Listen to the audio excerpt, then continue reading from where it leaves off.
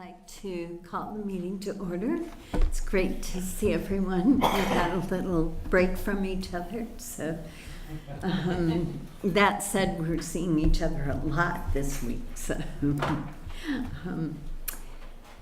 all right, and I think we'll move right into the agenda. I don't have any changes in the agenda for this evening. So our first item is comments from the public for items that are not on the agenda. Does anybody have anything? Can you scroll down so that people can see what's on the agenda? Oh. All right. The agenda has been made public in a couple places. Okay. Then let's move to the consent agenda. Is there anything that anyone wants pulled from the consent agenda? Are we pulling professional appointments? Yes, we don't have any. Okay, so we'll just cross that off the consent agenda. Anything else? Okay, then Martha, do you want to make the motion? Yeah, I move that we approve the consent agenda consisting of school board meeting minutes for June 19th, 2018, approve warrants, approve the Center for Technology, Essex FY19 calendar, approve financing of technology equipment, and authorize superintendent or designee to execute the lease/contract. Okay, thank you. All those in favor say aye. Aye. Opposed, say nay. All right, we'll now move to an appeal of a superintendent's decision. I sent you materials that Laura Stroop asked me to make available to the board. Laura and her husband Joe are here tonight to give a short presentation and to answer questions from board members. So with that, I'll turn it over to Joe.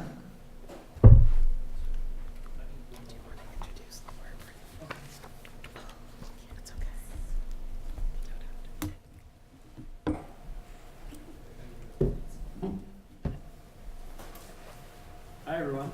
Hi. Hello. This is our first time here. The plan I think was for Laura to give this, but she gave birth 4 days ago. And so if I'm like wholly unprepared, if it seems that I'm wholly prepared, it's because I am. I'm not sure. We don't even know how long this meeting goes. So we might be leaving early. We have a big night planned. We have to pick up a breast pump and then not sleep. So, yeah. I think before I begin, I just want to say one thing, or two things actually, that are completely off this topic. My son has had a terrific experience so far with his transition to Hiawatha. Catherine Gricken's been awesome. She met with us in the spring. I'm a teacher, so I know like the school year is super busy as we wind down, and we were able to find common time. And she gave us a tour. She made him feel really good about the school. His kindergarten teacher is Karen Seaman, and we found that out, I think, 3 or 4 weeks ago. Mm-hmm. Finding that out early was awesome. She sent a really nice letter home, and she has made herself available like every Monday for the month. So my son actually, I ran him over to the playground because we live like 200 yards from Hiawatha. We came home with a baby, and then I ran my son to the playground. And it was just awesome to have that, to see that. And then at the very end, he's not like Mr. Touchy-feely. He like wanted to give her a hug, which was great. So just, I know you can't force us teachers to do those things during the summer, but if teachers were doing those things, I think it's amazing. So, Thank you for sharing. Yeah. What do I do here? Okay. Cool. So our son is a October 2012 kid. He's going to be a kindergarten or at Hiawatha. Oh, this is the outline, isn't it? Yeah. Well, This is the wholly unprepared part.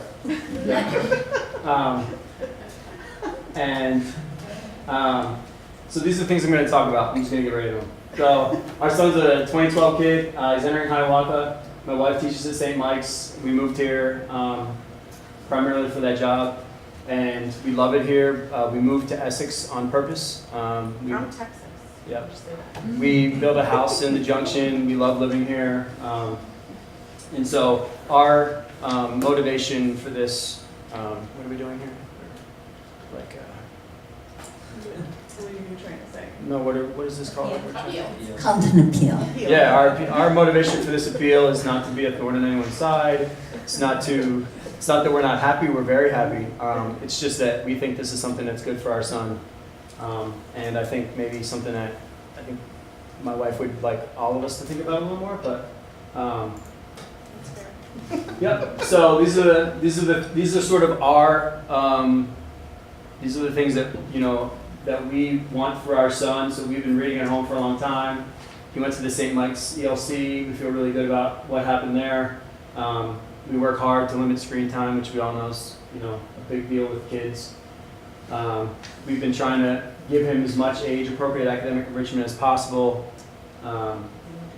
Yep, and my wife would like him to experience as much outdoor education and have as much exposure as we can. She got to see him go and visit Crow's Path, which is an alternative program in Burlington, and she said she texted me straight away. She's like, I can't Just believe. followed the kids into the woods. I didn't see them for the whole hour. Yeah, and she's like, I can't believe how much he liked it. And he came home and he's like, I really liked it.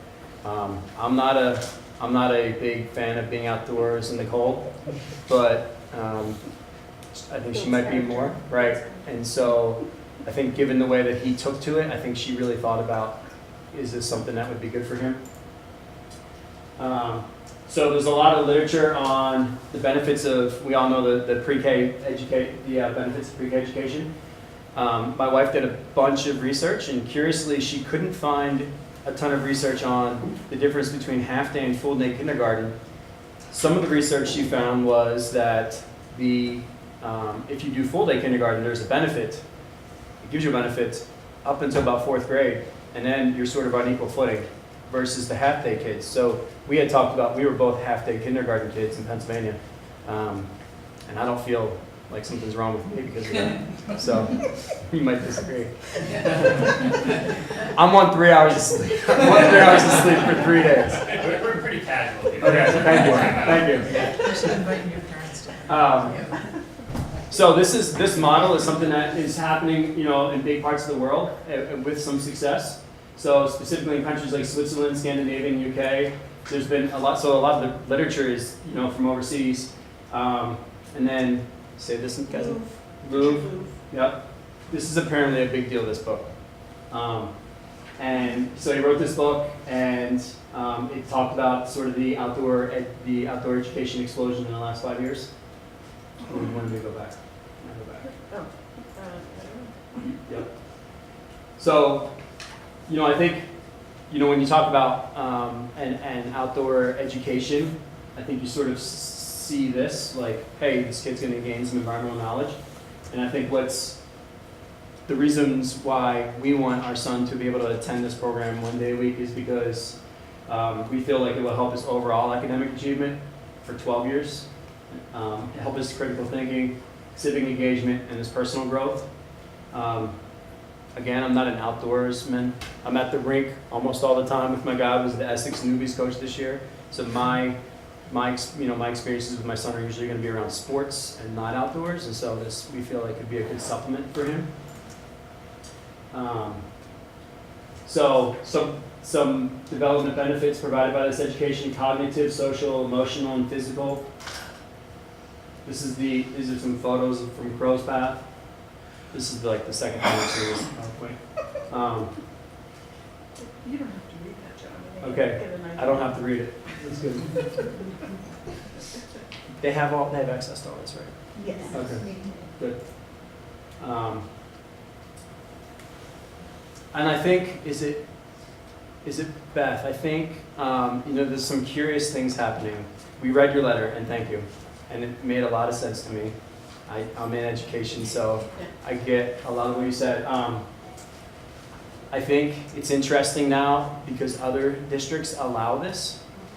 And I think it's also interesting in that we may have been working off some guidance from this, from who was recently, The CBU had it integrated for some of the kindergartens. right? Is that what you're thinking about? No, In Burlington. no, your former coworker, the guy at St. Mike's, that recently took the new position. Yeah, fresh. Yes, yes. So I think you were thinking about, could that guidance have changed? Oh, yeah, that's at the end of the Oh, sorry, that was at the end of the presentation. Sorry. In the past 5 years, there's been a marked increase in mental health issues in schools and colleges. Was it 1 in 5 college? 1 in 5 college students are dealing with a mental health issue. It's a scary number. So if there's research that says this experience lessens that likelihood for children, it made us interested in that. I think the last 20 years, when you think about No Child Left Behind, there's a lot of technology, assessment, standardized testing. I think this state has probably insulated itself well from that compared to where else I've been and what I've seen. But it still exists. We all have those hoops that we have to jump through. So this has, research has said this has led to a decrease in coping, resilience, health, physiological outcomes for today's kids. I'll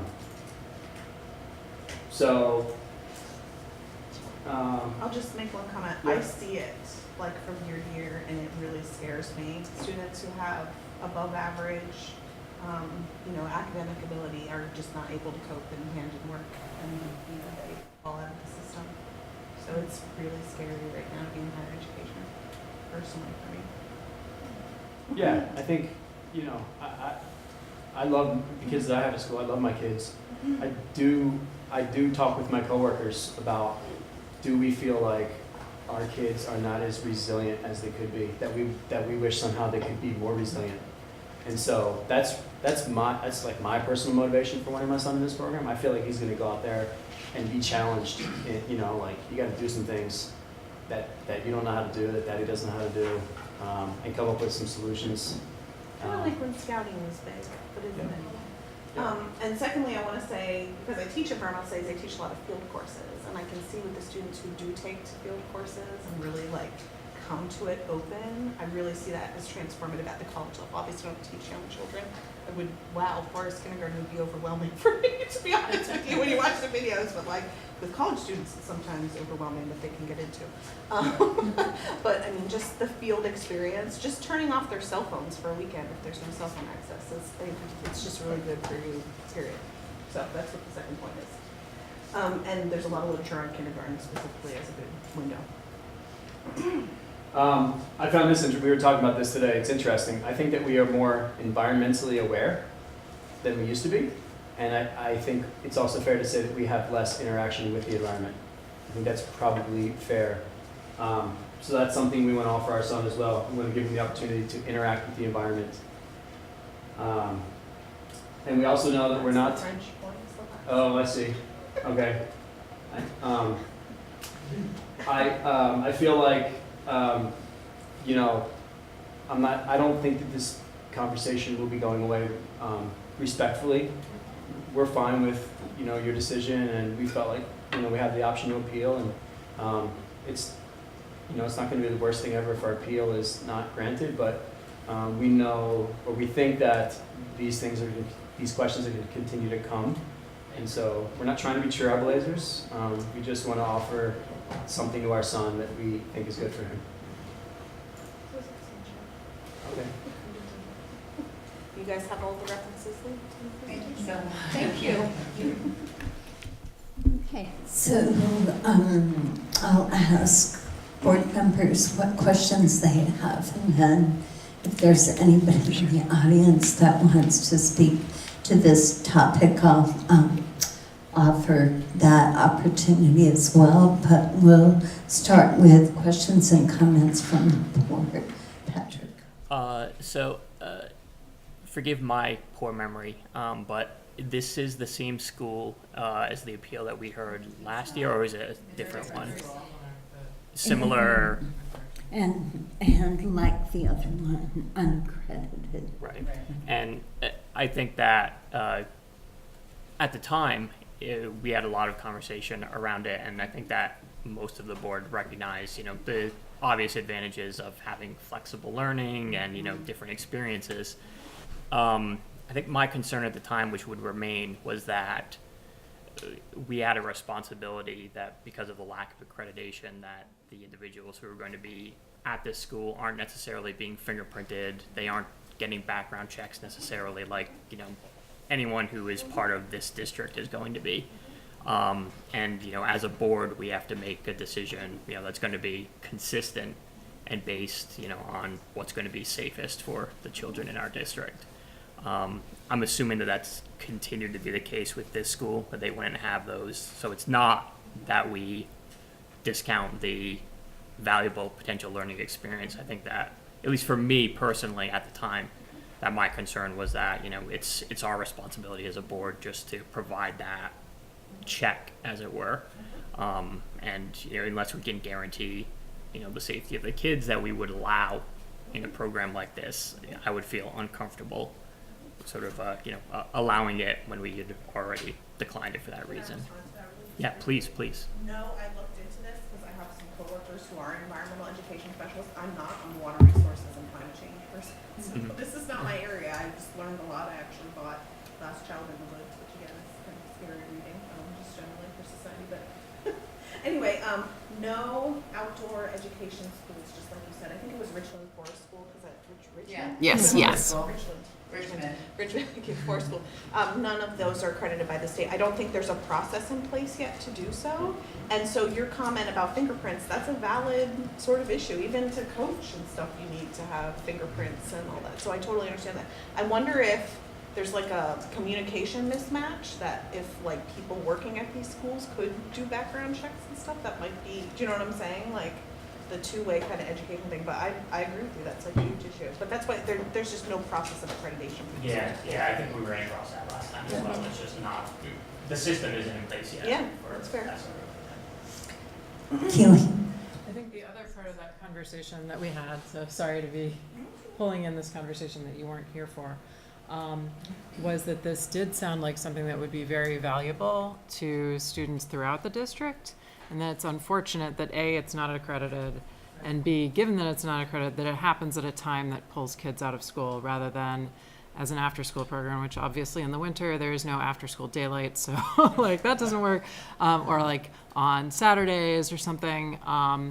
So finding a way for it to complement school, either by being brought in as part of our program and part of our responsibility for accreditation purposes, or by happening at some other time so that we can encourage people to participate in it without missing too many school days, was something that I think that we encouraged the administration to really think about as part of thinking about what it means to be learning in Vermont, even for students at this age where it's not part of personal learning plans. But yeah, with that conversation in mind, I was wondering if there are differences. I remember that there was some difference between Crow's Path schedule and the Richmond school schedule. Did that have any significant bearing on how this program would affect? So it's 1 day a week, correct? Yeah, that's And the it's throughout the year, or it's just part of the year? For them, like you could go to camp and stuff if you were an older kid, but for kindergarten specifically, it's just field school, I think. And it's full year? Is that? I mean, I think you pay for the year, yeah. Because I feel like one of the programs was Forest was- 20 weeks and the other was 30 weeks or something. I think that's probably the big difference is at the Forest School, you can choose segments of time. And I think at Crow's Path you commit for the year, one day. Yeah. Other comments or questions from the board, Andre? Is this a program that's a continuum, kindergarten, then evolves into first, second, and third? Does it perhaps cap at some grade level, or is it just a continuum? If we still have the presentation up, could you go back in the presentation? It's like K through 5 or K through 4 for field school. I can't remember off the top It's of my 5. head. Okay. I think it is. This is the beauty of sending out the presentation Oh, beforehand, yeah. because I missed that. I'm not forgetting about this permit. You've had a little on your mind. Yeah, just to speak of our motivations too, like, in our mind, this is not something that our son is going to be doing in like high school, because that's when it's academic pressures are real. Like we got serious fish to fry and big things to get ready for then. This is just about, like we think, we're not trying to diminish the role of all-day kindergarten or anything like that. And we're just actually worried it might be a little too much for him, like to be in school all day. We're just worried it could feel long. We just want him to have this exposure, but this isn't something that we envision for 12 years. And when you do the research on the development windows, this is really important for their cognitive development and social skills and psychology. That's why kindergarten, both of those things. The academic stuff obviously ratchets up as you move up in grade, and that kindergarten is the important window. So for us, it was Forest Kindergarten, Forest Fridays for kindergarten year. Thank you. Diane? I'm trying to piece some pieces together. I recognize the kids used to, and I don't know if they still do, but they used to go from ADL and go for a week at Camp Coyden down south. I don't know if they still do that, but it was environmental, dealing with a lot of science and a whole bunch of writing and et cetera, et cetera. I just discovered my son's letter to Grandma as we were packing up Grandma's house. Grandma's house. Okay. Not that I encourage packing up Grandma's house, but sometimes you do that in your life. But Grandma's die, just like everybody else. So, but I'm wondering if that program was accredited. I'm going to make this grand leap and say it probably was, otherwise they wouldn't have gone for a whole week and hadn't done a whole unit on environmental education. Teachers go also. And the teachers go also, so So they're the accredited, they're they're the licensed. accredited piece, okay. So I guess my sticking point here is the accreditation piece, to be perfectly honest. And if there was some way in our state to actually work that through, and it might take parents like yourself to work that through, so for the benefit of other kids down the pike. But at this point in time, I guess that's my sticker point, is that it's, There is a process to go through to get accredited, for these schools to get accredited, and they have to go through the Agency of Education, and it would be paperwork, and it would be visits and all of that. But to my knowledge, speaking to them recently, no, these schools have not chosen to go that path. No pun intended. They just haven't done that. And I don't know if it's because they don't have license. I honestly don't know why. right. Because they do, all their literature says that they teach the standards and all of that, but it's not, the standards that we're working on at that time in school. So Right, I read that background piece to Yeah. see how Crow's Path was different from the forest school. And I did read your report. So it's kind of like I'm trying to get process through my head and going, okay, how is this similar? Okay, now I understand. And yes, there's some continuity and fun and games and learning that happens when you play in dirt. Yeah. I'm all for that. Can I just speak to that really quickly? So, Crow's Path was really concerned about that I would show you guys for the appeal that they do link to the standards. And that was of less concern to me, but I fully, again, understand the accreditation piece. That makes sense. And kind of on your other point and kind of being a parent and realizing how important this is. So the problem now is, since I started this in March and Weston's starting kindergarten, until this goes through, it won't benefit him anymore, is the issue. Because I would imagine the process of the state to get accreditation to these, so I get them, I mean, so that, and that's what I had said to Superintendent Cobb. I had said, well, so this doesn't benefit Weston. Like, yes, this is important to me and it's important for society, but, you know, doing a lot of work here for something that's not going to, again, benefit my own child. That's So also education. maybe Cassie, the baby in 5 years, but not Weston right now, and Weston would really benefit from it, so.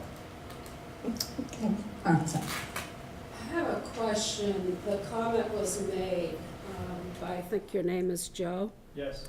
that you did not expect to be pulling your son out of school in high school to attend something like this. You made it sound like you will be wanting to pull him out of school all the way up through to the grades to high school. No, just, in my mind, the furthest that I've gotten is Fridays this year. Yeah. And it's gonna work with my wife's schedule because she's not teaching classes on Fridays this year. Okay. Yeah, it's Forest Friday, literally. And if I said something else, I'm tired. Yeah. Another question that maybe Beth has to answer. What's the ability of teachers to handle the disruption to the class? Right. Well, I think that's individualized, right? Some teachers probably would be really flexible and some wouldn't. It's just the schedule. One of my concerns is missing a fifth of the curriculum, as we talked about last time, 1 day a week, and the interruption to that. I really feel it's really important to build that community, and having a child come and go is, I think, hard and inequitable. I don't think there's equity there. I totally support this kind of learning. I mean, I was a teacher. I was outdoors a lot with my kids, did many programs outside, but we have to get there. Laura. So first of all, I just want to say my brother's name is Joe and my name is Laura, so like that's really. But so you guys are just planning to do this for kindergarten, right? Okay, and I'm wondering if you guys are going to coordinate with Karen about like the days, the things that you miss, and then is your plan to like teach that to your son yourself, or like what are you thinking? I think we talked about this like 6 months ago, that we would just be willing to say to Karen, whatever he misses on Friday. And I realize there might be like sandblocks. I know, I understand all the community stuff. We had said to ourselves, like, we would be willing to spend time on the weekend. We pretty much play hockey and then we have time to do this kind of stuff. So. We met with the principal early on because I was like enormously pregnant already about Weston's transition to, I thought I wouldn't be able to take him to kindergarten. Yay, I can take him to kindergarten now. But, so we met with her twice about it, and our main concern was that Karen would not be disrupted. You know, this was before we were even assigned to Karen as the kindergarten teacher.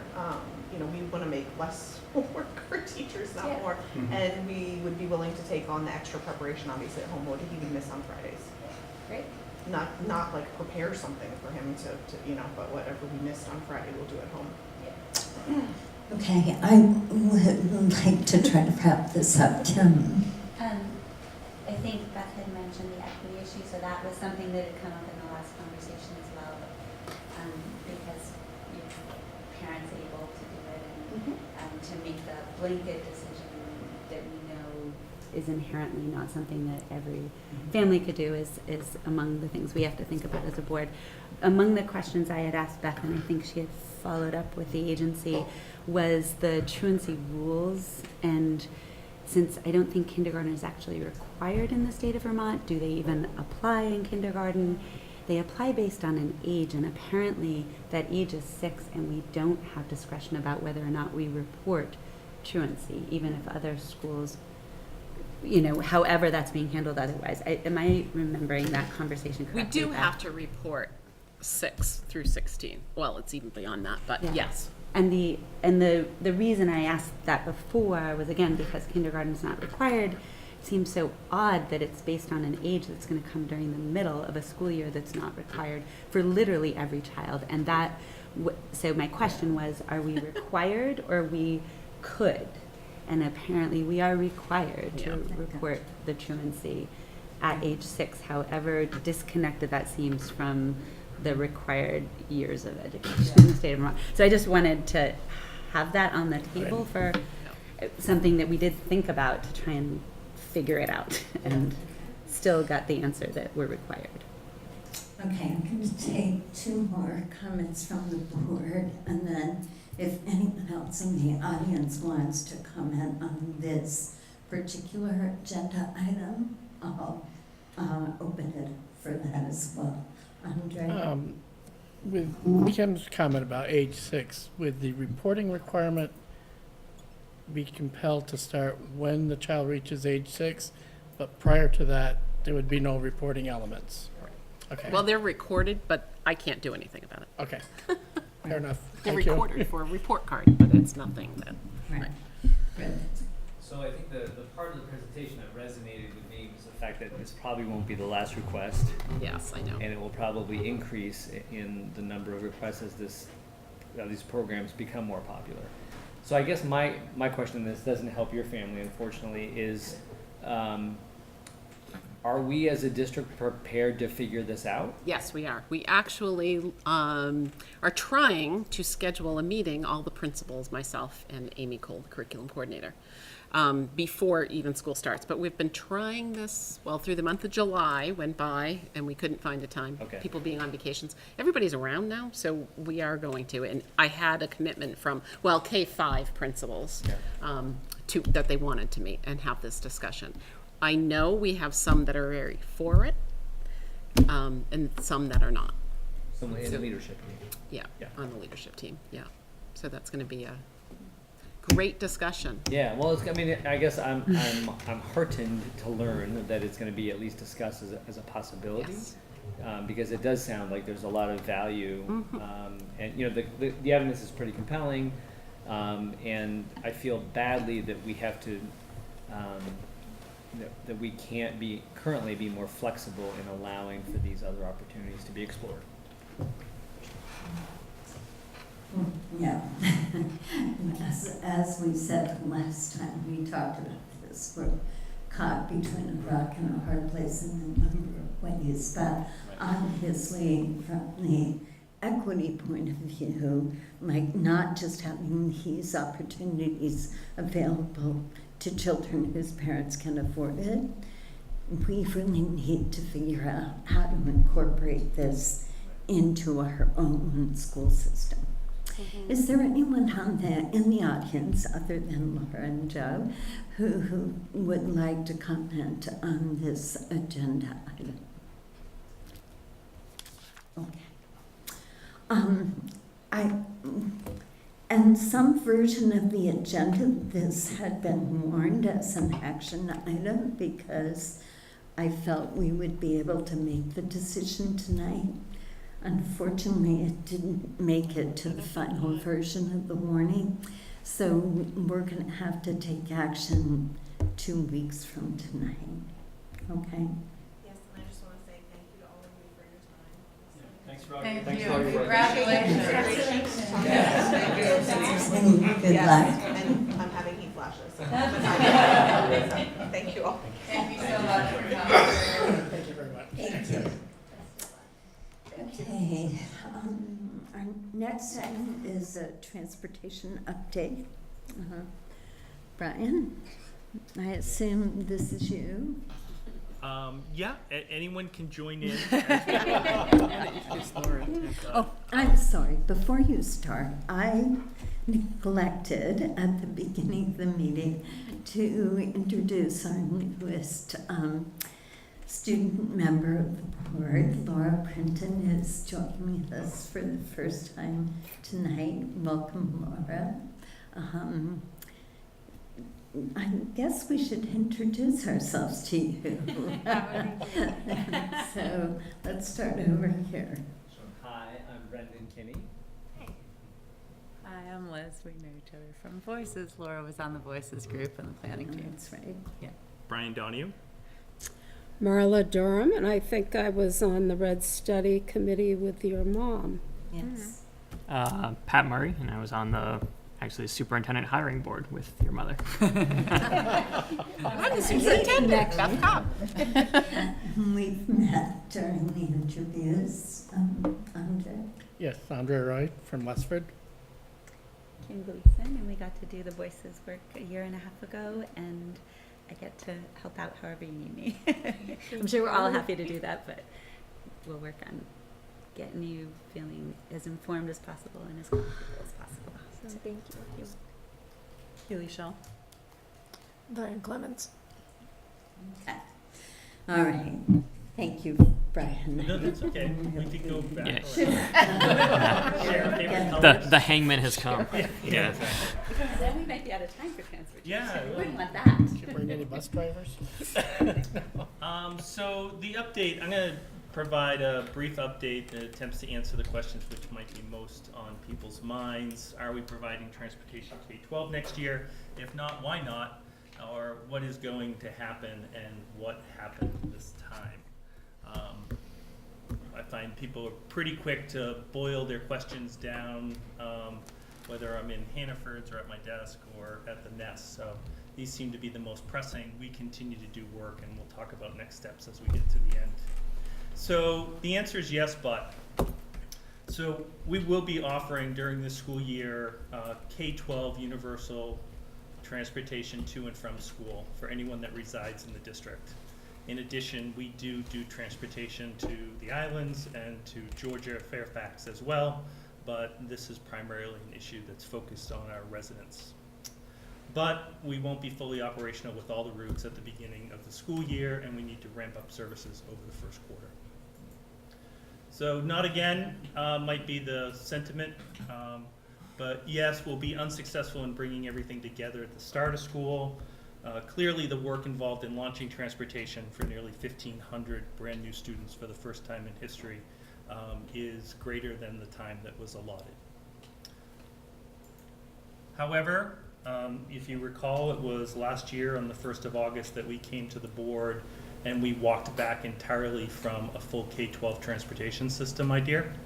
This year, the task is accomplishable, but it will require additional time to be fully operational. So, but why again? Besides the scale of the undertaking, the two major obstacles we've encountered have been keeping the high school times the same for the coming school year, and the challenge is to get recruited drivers, and yes, we have recruited drivers, through the state requirements, testing, and licensing. So in the high school times, in the short run, and we always have to know the short run's the first one to hit us, but it's not the one we need to keep our eye on.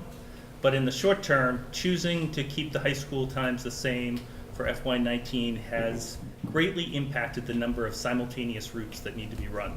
So basically, we cannot pair up and double up on middle school and high school because now there isn't enough time to loop around using the elementary buses to achieve an 8 a.m. start for the high school. In the long run, postponing the change will allow it to be done more intentionally and not run the risk of jeopardizing the access to high quality tech ed, which we would have absolutely done.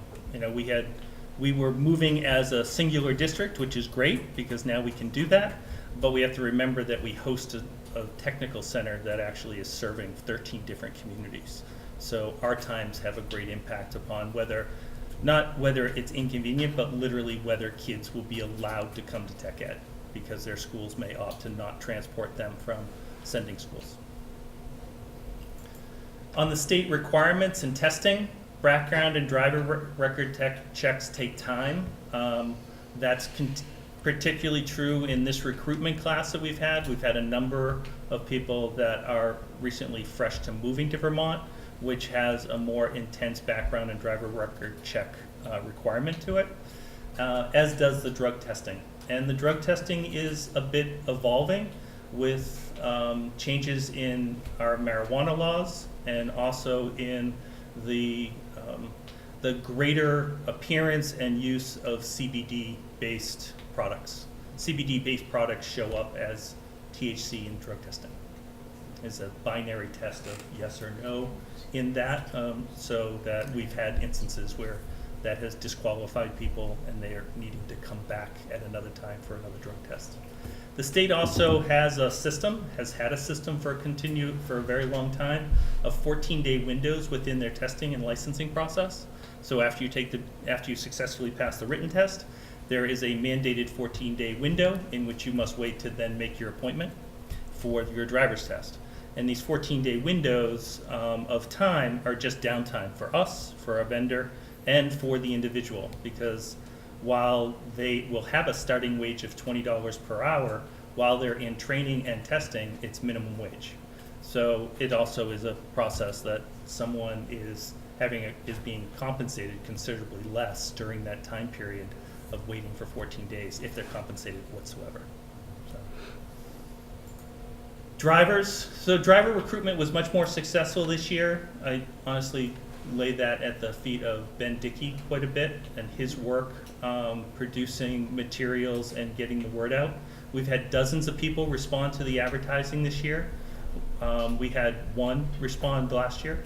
So we've had dozens this year, and from that pool we'll be able to secure 5 to 8 qualified drivers.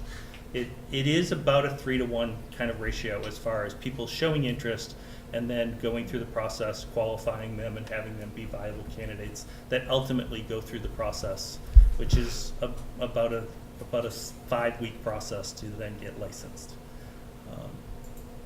So our driver recruitment, we did a number of, for the first time, some paid Facebook ads. By far, our greatest success was the posting of job posts on Facebook.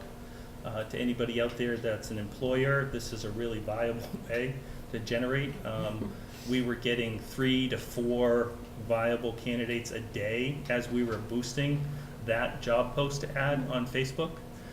We've been at the farmers market, posted tweets on various days, all the front porch forums in the town, the village, ads in the Essex Reporter, St. Albans Messenger. These are all things we did independently. So this is through Ben's artwork and through his graphic representation and so forth. So we've reached a circulation of 10,000 plus in those advertisements. And then we emailed everyone on the staff and everyone of our families. So about approximately a crossover, somewhere probably around 4,500 people or so that we've emailed. We haven't generated any internal candidates at this point in time, but we have generated residents as candidates and viable drivers. So that's a big difference from the past. So we have 16 drivers ready to go as of today. 4 are processing through testing and will be ready to start at the beginning of school. 3 recently entered and will be ready after school starts. Recruitment's ongoing. More the better.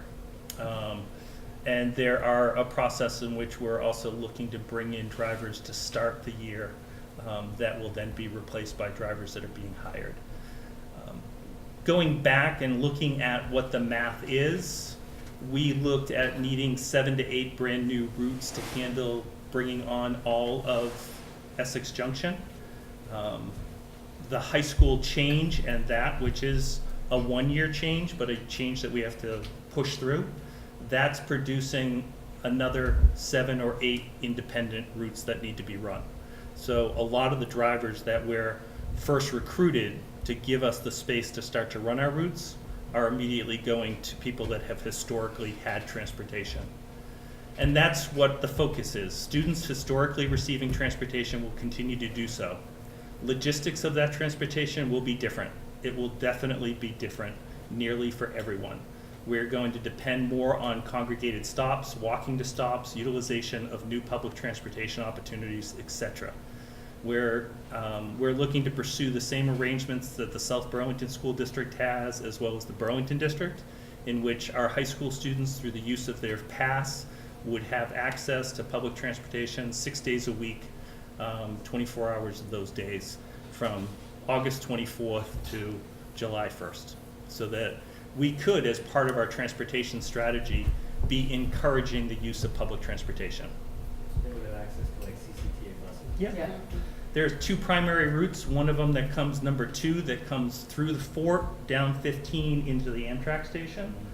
They can transfer there or get out, but then Route 4 leaves the Amtrak, goes in front of the center, goes in front of the Ed Center, up 15, around, down Sand Hill, and back over on River Drive. So there's multiple opportunities that kids, either for sports or otherwise, again, we're adding transportation opportunities to that 9 through 12 opportunity. But the stop utilizations and so forth, students previously not served with service introduced through the first quarter of the school year, starting with K3 and advancing from there. So, we've been battling for a better part of a few weeks now, seeing where we are and going through route design, where we needed to make a decision to serve all K8 and eliminate services that were historically in place, or try to maintain services that have historically been in place and then bring on the junction. It's clear that the infrastructure exists in the junction, or really in most of our dense places, to be able to utilize better pedestrian traffic, better congregated stops. If we eliminate transportation for somebody that lives on Brigham Hill Lane, Osgood Road, out on 128, there really isn't a viable option. And there are people that would consider that there still is not a viable option in the junction, but we know that there is at least a historical precedence that people have been able to get to school. That has not been a generational problem of truancy or absenteeism and so forth. So this was the priority, was then chosen to continue to transport, do it differently, try to do it more economically, and then transfer resources coming online into the junction with a K3, 4, 5, 6, 8 approach. So next steps, I am going to get to a point where I just say questions, and so thank you everyone for just holding it out there. So next steps, we finalize route stops and stop times, internal review by building principals. This is all within the next sort of 48 hours. We build out robust and relevant web presence for all our transportation information by district and school specific. I think, think of this as whatever we've had in the past. This is like 2.0 or 3.0, kind of building it out so that it's more user friendly. We announce and advertise the availability of information, both through schools, through Blackboard, our Alert Now, and so forth, as well as social media. We're going to look for a very focused ridership survey to fine tune and optimize. That's going to be really down to street level and grade level, because some of these outlying spaces, our geography for the northern part of our town just requires 5 buses to spend an hour on the road every time they pick up one age cluster. It's just, when you go all the way out and you come all the way back in, that's about as efficient as you can get. So if we can start to lessen that, if there are people out there that are saying, no, I've got a parking pass, my son or daughter is going to drive to high school, we can at least maybe start to optimize and speed up routes a little bit. Doing it for everyone, again, doing it for everyone means doing it for about 3,600 people. And so that's an overwhelming amount where we're really looking to, we have some people within a very clustered area. We're still going in there. We're really looking for the outliers to sort of help us. Internal training for frontline staff to support families. We still, we have schools that will be, for the first time ever, supporting families with busing questions and transportation issues, which have never been done before. And I have grown to understand requires an enormous amount of time. So with various discipline issues and other issues that happen. And then prepare driver training and safety behavior protocols, which has been lapsed for the last few years, just as other issues of just managing the overall system. So those are much needed and will improve our current situation. I also want to say about this is that we're looking, it seems like it would be best, and Voices for Education has been generous to jump on board, is to do a pre-meeting before our next regular scheduled board meeting on the 21st, to do a community engagement, be a chance for people to discuss their concerns, ask their questions regarding transportation. We can get some feedback, continue to optimize. And at the next board meeting, the board had requested a more in-depth presentation of what does it look like for our procedures, if the board, and I can continue to work with the chair, vice chair to say, do we want to take a peek at some of the longstanding procedures that we have with cameras in buses and so forth, things that are sort of standard, but maybe new to this board or members of this board. And I can go back and just keep talking about the last slide, or we can go to the next subject. Okay, so the way this will work is that board members will ask questions first, and then I will open it up to anyone in the audience who has questions or comments. Eileen? So I have a two-part question. Part one is, when will we actually see routes? Because if we're doing a ridership survey to fine-tune routes, like, does that mean there are or aren't routes? And when I say when do we see routes, that includes like, and this one will be rolled out when we get driver number 16 or number 21. And the other part would be, there had previously been discussion of how like there are Essex town buses that drive through the junction and are not full. And are you going to be simply saying, no, we're not transporting any people who didn't have previous ridership? Or are you like optimizing those? Like, there are people who live on Main Street in the junction who have no sidewalk, who Essex Town High School bus drives by. Yep.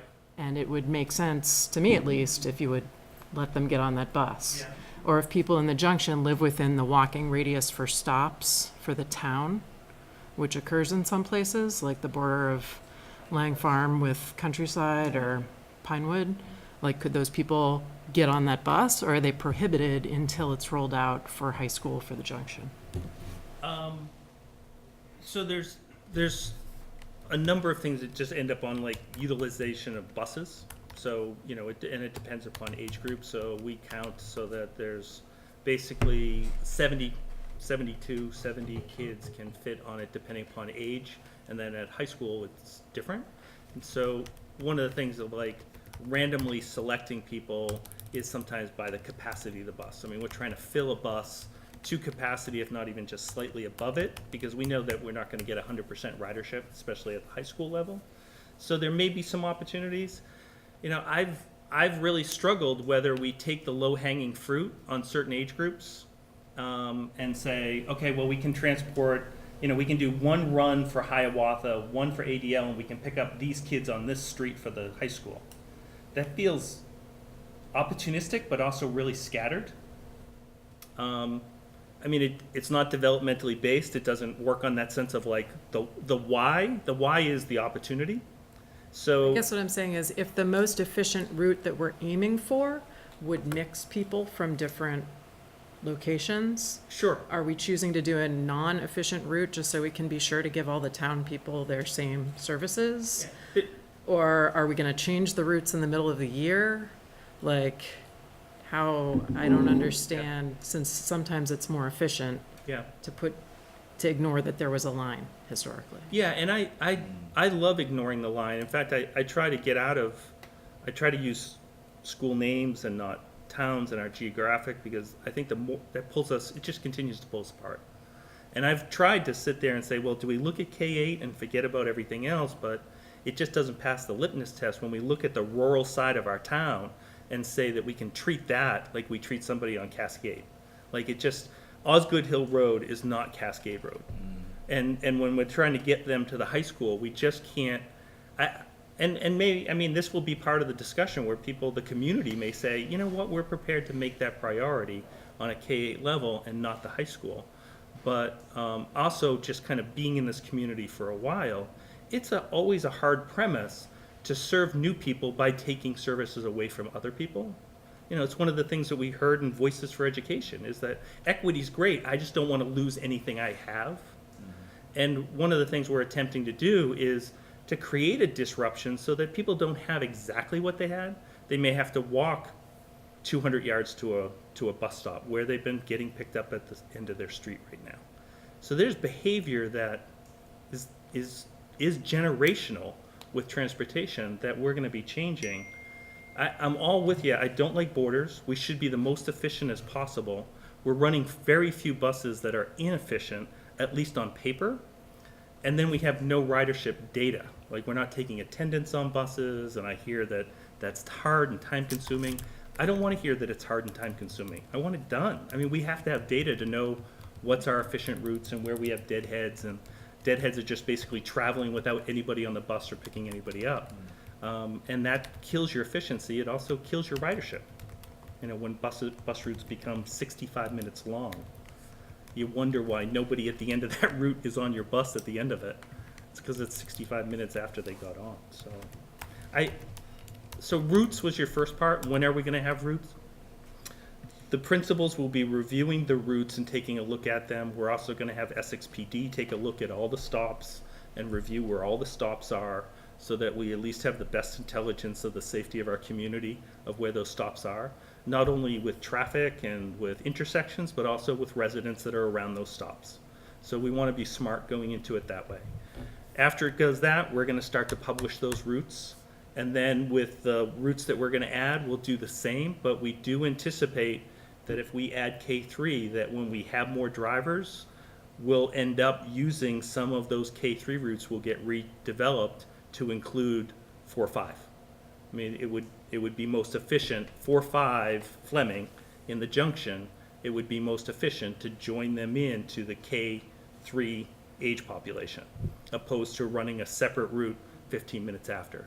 So, you know, we go in to try to developmentally serve the district, that's the schools that have never had it historically, but when we have more drivers, we're most likely looking at route redesign, which would have a communication process to it and a lead time and information. And it's August.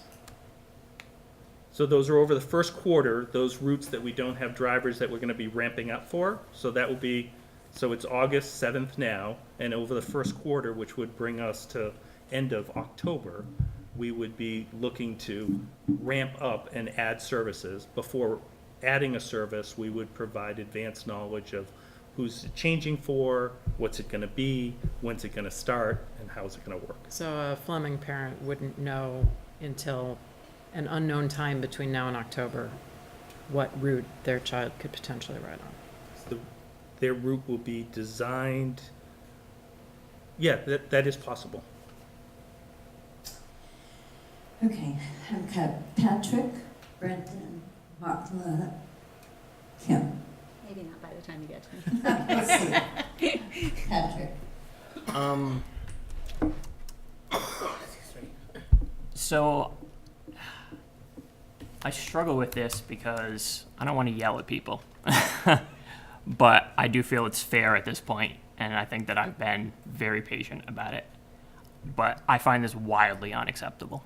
I find it unacceptable for a number of reasons, not the first of which is that Essex Junction taxpayers have been footing a chunk of the transportation bill for Westford and Essex Town, which I realize gets refunded, but it gets refunded equally amongst all three of those towns. So Essex Junction for multiple years now has been putting money into the budget, expecting to get transportation, and we are continually missing out on it. The fact that this June date is when we started ramping up for advertisements is also wildly unacceptable to me. We have known that this is going to be an issue for well over a year. So I don't understand why it is that we have waited until June to begin advertising on Facebook and to begin using modern technology to search for people who are looking for these jobs. It's just, I'm flabbergasted, to be frank. And that, again, we don't have any assurances. The dates that we have been given about people getting surveys and about when we're going to be contacting people to get updates have passed and come and gone, and we've gotten no word. As a communications team, we met last week, and none of us had heard anything about it. And we sit on the board, and we know that these dates are passing, and we're getting these questions from the community. I get and I understand that the towns that have traditionally had busing don't want that taken away. But I do not feel that it is even remotely acceptable for Essex Junction to continue paying for transportation that we are not getting. And the entire process has been just, I'm floored. I am. I don't really know what questions to ask that could make this better because it seems like it is what it is. But like I am certainly past the point where I think that I have been, a reasonable individual asking questions about this, only to be continually either let down or continually have the promises that we've made just simply not follow through on. So what assurances do we even have as a representative of Essex Junction that I can go to the parents that I see every day and say, well, we intend on ramping up and then we're going to get to Essex Junction, even though you guys are already paying for it? I see that you have people who are being trained, but no assurances that they're going to stay on the job, no assurances that they're going to pass the driving tests, nothing. So for all we know, come October, we may not have any additional routes. December, we may not. February, we may not. The drivers that we have now, in my opinion, I feel should be distributed to the youngest, K through 8, throughout the district, because I think, frankly, that Essex Junction is done paying for transportation that we are not getting.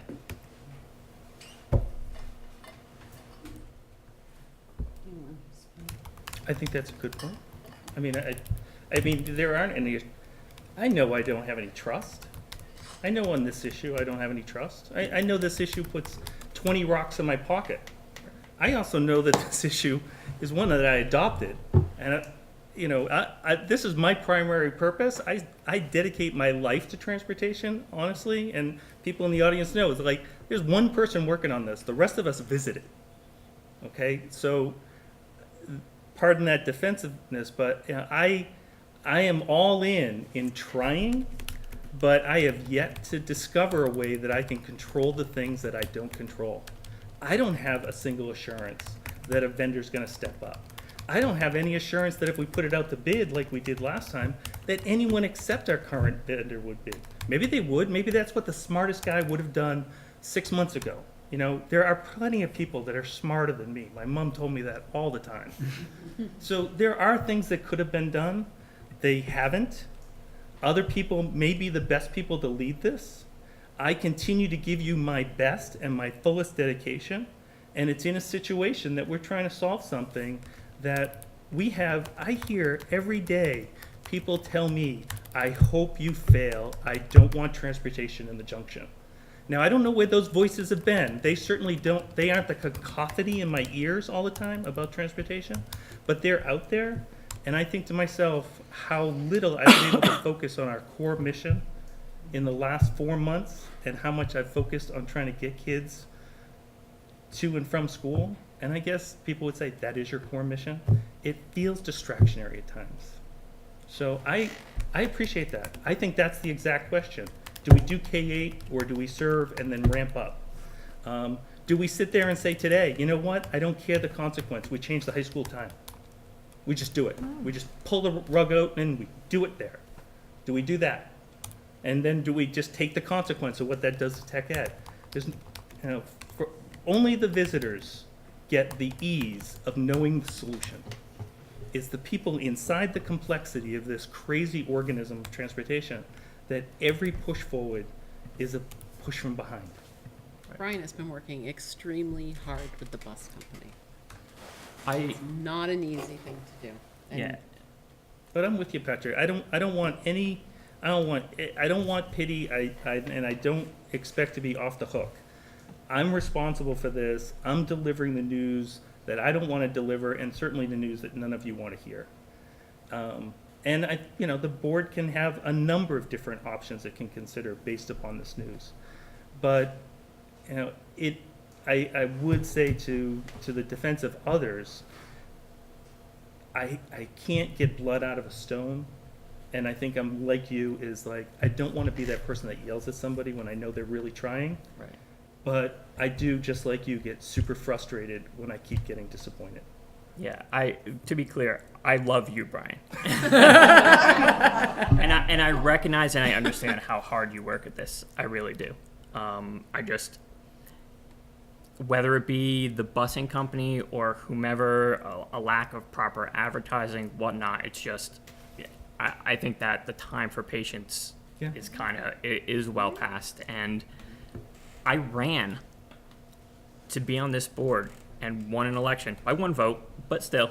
I won an election based on Transportation. transportation in the junction. And there are certainly, and I've heard them as well, people who don't want buses going through junction neighborhoods. I realize they're there and I realize that they're present, but I don't feel that I can sit here and say that I'm representing the people who put me into this office without saying that I think that's a big part of the reason of why I was elected. And I think that we have to focus on getting the kids to school who are having real difficulty getting there. And I would prefer to see us refocus our efforts to the younger kids, because I think that as we trend up towards the high schoolers, and if that's the routes that we're focusing on, just to make sure that Essex Town doesn't lose, you know, getting their seniors or their juniors or whomever it be to school, I can't justify it. Like, I really can't. I'm not sure how we would go about doing that. And yeah, I do believe that very, very strongly that most of this falls onto the lack of skill in our busing partners in getting drivers recruited in a timely manner. I don't think they're particularly good at it. But I mean, you know, they're not here for me to yell at. Brendan? Well, my questions feel a little mundane coming after Patrick. Brian, do you know what the cost to the district is to be able to have this access to the CCTA system? 60 cents per ride. Per ride. So that's how we would would they like sort of count up the rides and send us an invoice? Is that the way that's? Yep. So to put that into some perspective, at a going cost, a lot of different averages thrown in there and some math and so forth, you're looking at about $4.50 a day to transport a student. One student. If we're transporting at full buses. Right. So so you divide that in half and compare that to 60 cents. So it's economical and in comparison. I have a couple of other questions. As we phase in, will the current system in Essex Town change immediately? For example, will we immediately in Essex Town institute congregated stops and that kind of thing? Yeah, and congregated stops, again, will have some common sense applied to them, like congregated stops along a corridor like 128, a corridor of like Old Stage Road, Route 15, in different places. There's some of those places that we'll still be looking to try to do, you know, right-hand pickups so that we're not trying to cross that traffic. Yeah, but more of like I'm thinking more of like the developments or the neighborhoods. Yeah, and we've met with the town and we talked about our focus of those neighborhoods really allow the town to better understand and prioritize where they'll clear snow and where they'll work. And even talked about where they'd be willing, you know, if they really understand the impact of like saving the community money and a sidewalk would help that, then that makes much more of a kind of a ROI, a business case for it. Right. Final question. This was early days, and so this may no longer apply, but I remember during the Red Study discussions when we were talking about providing busing, I remember Paul, I think Paul for sure, and maybe some of our other legal counsel advising us that with busing, it's an all or nothing thing. Like from an equity standpoint, you need to meet, like on day one, it needs to be turned on and everyone needs to have access. So first question, is that true? And second question, is the plan of rolling this out or phasing this in acceptable from an equity standpoint? So Vermont, though, it has a tremendous amount of regulations about school buses and school busing. Yeah. There is no legal requirement for a district to provide transportation to its students. Right. And no, so But it was a promise. But if you do. But if you do, right, no. Respond. Because there are a number of districts, in fact, some of them we use for a model and represent it in some of our research, that have been doing larger and larger walkout circles around their schools in full radiuses. So communities have gotten to the point where if you live within a mile of school, you're not going to be provided, but people that otherwise. So people have created not an all or nothing approach. Right, but I think that Equity. equitable that we talked about Yes. was if a child in this community who lives within a half mile of school is being transported and a child in another is not, that is not equitable. I think we got around it last year just by saying we couldn't do it because we didn't have bus drivers. Which is kind of where we're at this year. Can but- I just add a Yeah. comment to that? Chris Leopold came back to us last year with a reinterpretation Oh, right. of the equitability standard, That's right. which I don't I'd know where that forgotten information is, but I'd forgotten that. I think what we all supported in the red study was Yeah. what we were all actually going for. I think we had it was a philosophical and a principle mandate, right? More than one that was based purely in law. Yeah. Like, it was just our view of what we thought was equitable as a district. And I was on the red study, and there was that sense of like, Yeah. it wasn't because somebody was telling us, but it had that logic test. Yeah. Now, equity gets thrown out, of course, because we're not gonna provide ensure parental transportation for everyone.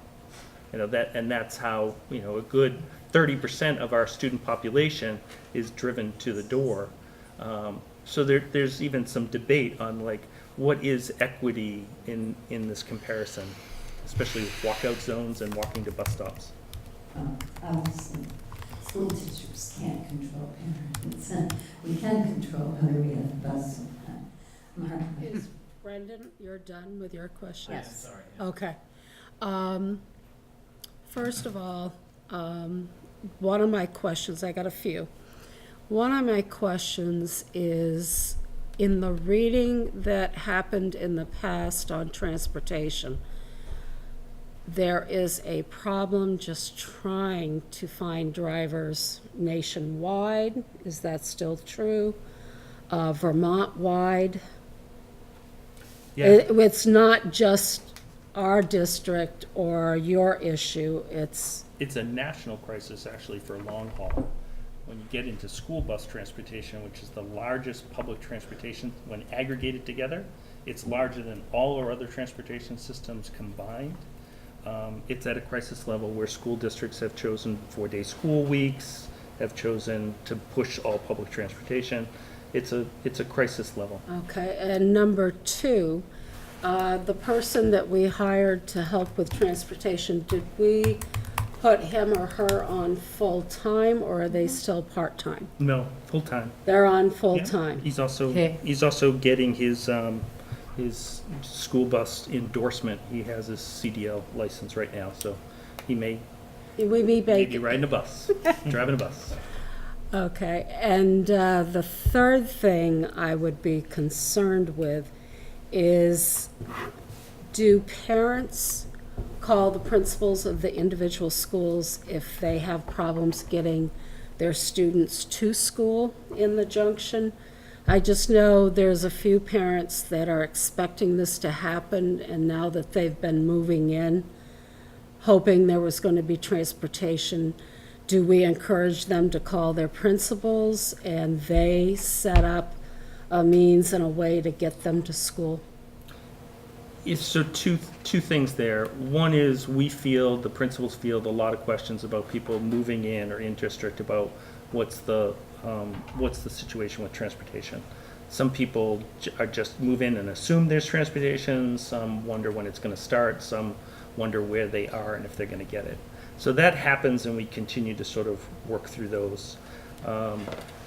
Now, we've also had situations for time gone by where certain families have a really tough time getting their kids to school.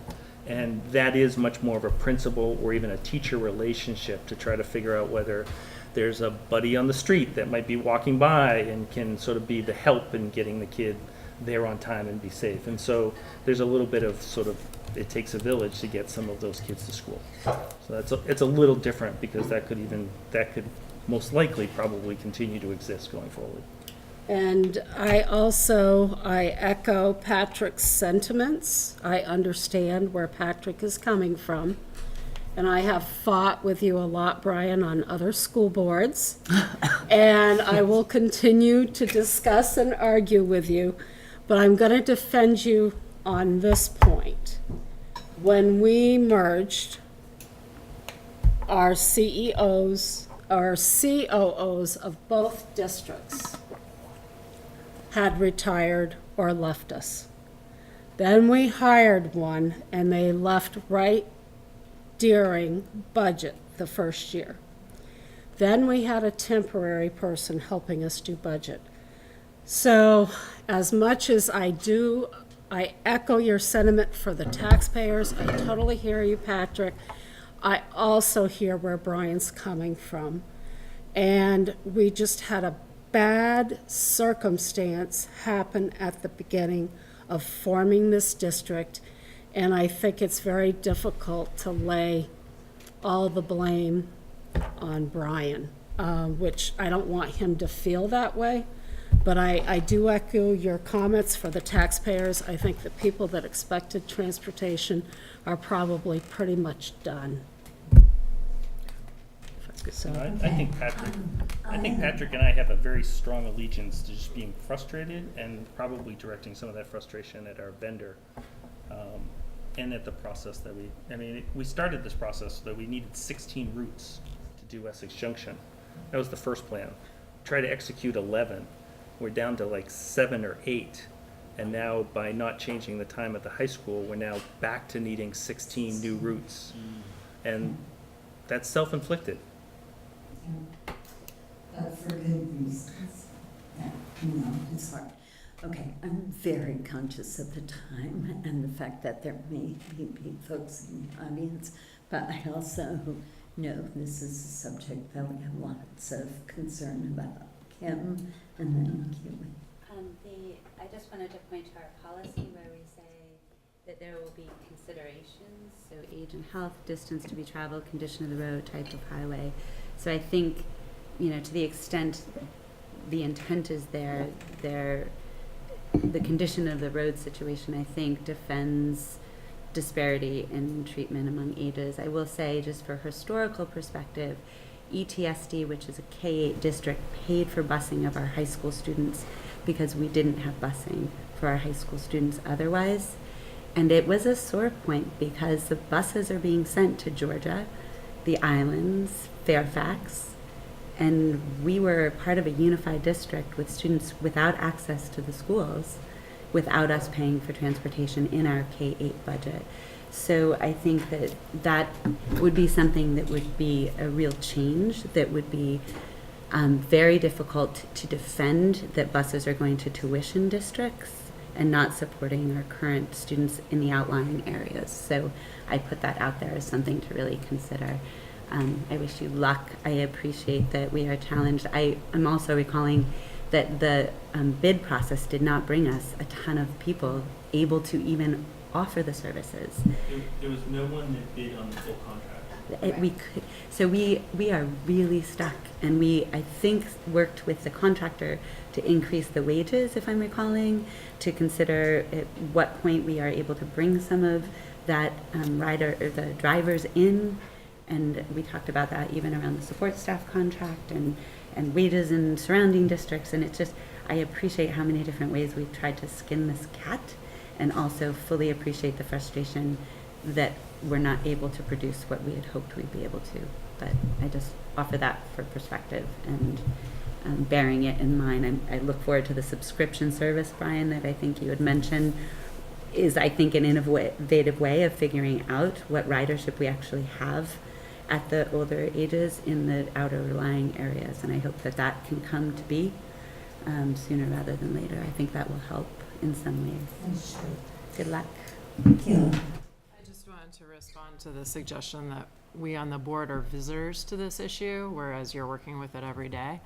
My understanding of our role as a board is that we're supposed to govern and not manage, and that we leave it to the administration to manage. And we've entrusted it to the administration over the last 2 years to manage this and deliver something And that's how we govern, is that we have you guys make things happen.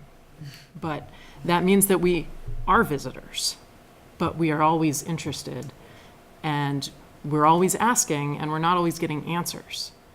And to me, if I were the manager, at this point last year, we had like a lot of great ideas, and I would have made a list of all those ideas, and I would have been able to report out when I addressed those ideas, like raising the wages. I think we still are like 25 or 30% below what they're paying in Shelburne, like, We also, which, and the contractor also provides unemployment, which Shelburne doesn't. They're within a negotiated. So but there- still, I there are, would be as a- reporting all those things out if I were managing So this issue. I mean, I visited defensiveness, and I apologize for that. I mean, it's raw for you guys, it's raw for me, and I appreciate, I overstepped the idea that you're visitors. So, but there is just that. I mean, there is that just humanity, whether we want to call it or not. It's just that humanity of you know, I'm one of those people that I like to deliver, especially on things that count and matter. But And- the more information that you can deliver to Yeah. us over like, what happened with all those ideas a year ago? We tried X, Y, and Z, and we forgot about K. Yep. And like, X didn't pan out because of this, and Y, we did it too late, and Z worked great. Like, Yeah. that information would allow the communication committee to communicate something. Well, and I think and, some like, of that, people in the yeah. neighborhoods to know what's going on. I think some of that is a matter, and it may just be an inability on my part, but you know, transportation is one facet, and over the course of the year, there are different ebbs and flows that have been able to distract me, at least, from being singularly focused on transportation, whether it was just some other event of planning PLCs or working to build relationships or facilities or, you know, the school safety and multiple threats on our building and on our students. And that's just the real distractions that happen from your best intentions. And again, I contend that there may be somebody that, others that are able to manage that, but at times it has been hard to be fully isolated on something that has required a good half time of my job, either reviewing videotapes and discipline issues, tracking down, I mean, one bus accident, and we had 3 of them this year, is nearly a week's worth of work through insurance and adjusters and reports and managing parents and students and so forth. And I'm crying a bit about it, but it is just that it's the context. That like it is an amazingly complex endeavor that we try to do in running an organization that touches tens of thousands of lives every day. And transportation is so important, but so many things vie for the attention of Beth and for me and others in the district. So I think what I hear you saying that I agree with is on every subject, but particularly on these difficult subjects, more communication is better. Keeping us in the loop all the time. I think, you know, doesn't have to wait for a board meeting when things are happening that we're going to be concerned about. Patrick and then Brendan. One point that I do want to make sure is clear is that we have gotten additional drivers. It's not to a point where it was like last year where we only had the one. We've gotten additional drivers, and we are choosing as a district and an administration not to apply them to Essex Junction, but to continue what is in place in the 2 towns while still expecting Essex Junction residents to pay the taxes that go towards it. The second thing is, based on the communication stuff, is I'm not really ever sure what happened to this, but Brendan was heading up the transportation subcommittee. Transportation still seems to be a major issue and a sticking point. Where did that committee go? It just seems like it sort of dissolved at one point, and I'm not sure what, officially happened as far as that goes. But it does seem like this may be to the point where, as a board, we need to maybe revisit the fact that I think we need a transportation subcommittee that is going to help Brian. Because if this is taking up half of his job, then we need to get some of that off of his shoulders. Well, I think your comments would deserve an in-depth discussion. It is not our job to manage. I think the Transportation Committee was dissolved because we got to a place where we said what transportation would look like. And that was the mileage boundaries around school and so forth. And that was really what they were charged with. Okay, Brendan? Yeah, I guess, Brian, I was wondering, since we do have a full-time transportation manager, what is he doing? And how is the work being delegated so that it doesn't all fall on your shoulders? So he started on July 9th, and I gave him that day to kind of orient himself. But as he's come on board, he just spent 3 days down in Schenectady getting in-depth training, getting on board. He's actually designing, he's from Green Mountain Transit, was an operations supervisor there, is familiar with routing software and building routes and familiar with recruiting and so forth. So he's been involved in working with the Department of Labor, the Voc Rehab, National Guard. He's reached out to all of them. He's done the training. He's building the routes. He's going around and doing stakeholder meetings with all the administrators and some of the people that do it. He's a month on the job. So he's in 2 days he'll be a month on the job. Not quite a month, yeah. But he's a key component. In fact, there was, I think in Essex Town, prior to the transportation kind of moving into the special ed director's role, that there was somebody that had a pretty heavy concentration of it, maybe about 4 years ago, 4 or 5 years ago. We had I think that the transportation company we worked with had a primary contact point. Can't recall too much that we had. I remember Terrence used to be very, but it was also the special ed director. So I do think it was just sort of housed, that relationship was housed under the special ed director person, and our transportation company had a person that was dedicated to that relationship. So that took a little bit of the space. It was not Mark's favorite job at the end, because that did end up becoming a consuming part of our superintendent's job. Not enviable. I'd like to open this up to the audience. Is there anyone in the audience who wants to comment on the subject of transportation? John, I don't know your name, but you'll identify yourself in a second. John? Sure, John Madalena. I guess I'm just really frustrated and concerned for a number of reasons, and part of it has to do with communication, which is, what you've been talking about. Not just communication with the board, but communication, with the community. This is the second instance in a week, where I found out that, that there's a catastrophic failure. Whether it's, the high school schedules not being delivered on time, and really no communication there. The only communication was not to communicate. Do not call, do not email. And then this failure, that I think that the community needs to hear these things, and I understand. I mean, what it comes down to me is just, a resource issue. I think that it's unreasonable. As soon as I saw, the change in start times for the schools, I knew there was going to be a problem with transportation. I think all of you did too. As I recall, during that meeting, people had brought that up, not just traffic congestion, but also transportation. So to think, that Brian's going to be able to solve it without additional resources, I just think, is unreasonable. And then the other thing is accountability. Who is accountable for this? I don't really know. Is it the school board? Is it the superintendent?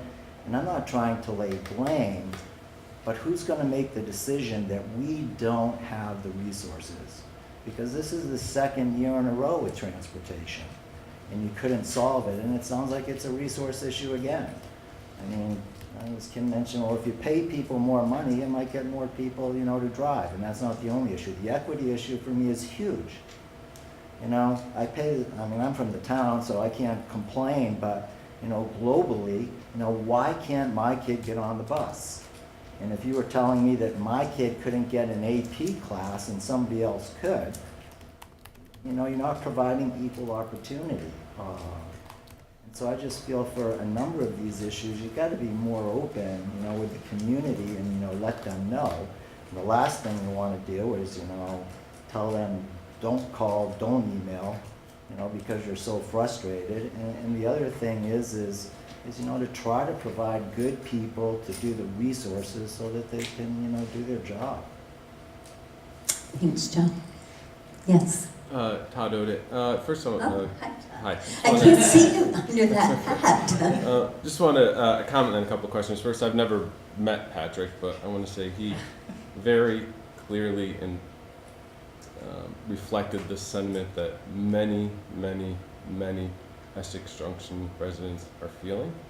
And I felt myself as a public administrator, I'm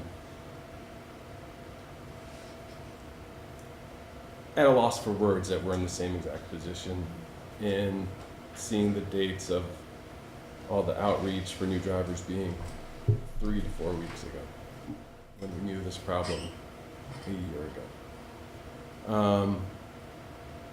My question is to get a clearer picture of where we are right now. What it sounds like to me is with the setting aside expanding busing to the village, and including the change in the high school time, we're 8 drivers short. You may have 5 or 8 in the pipeline.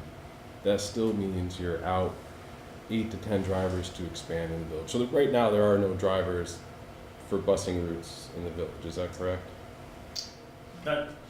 Not to handle the entire, what we're modeling is to handle K3 in the village and everything that was historically. Okay, so there's no bus drivers currently in the pipeline to handle that expansion at to the K. beginning of school, and then the 3 that come on, but we're still some short because the high school was drawing more resources away for itself.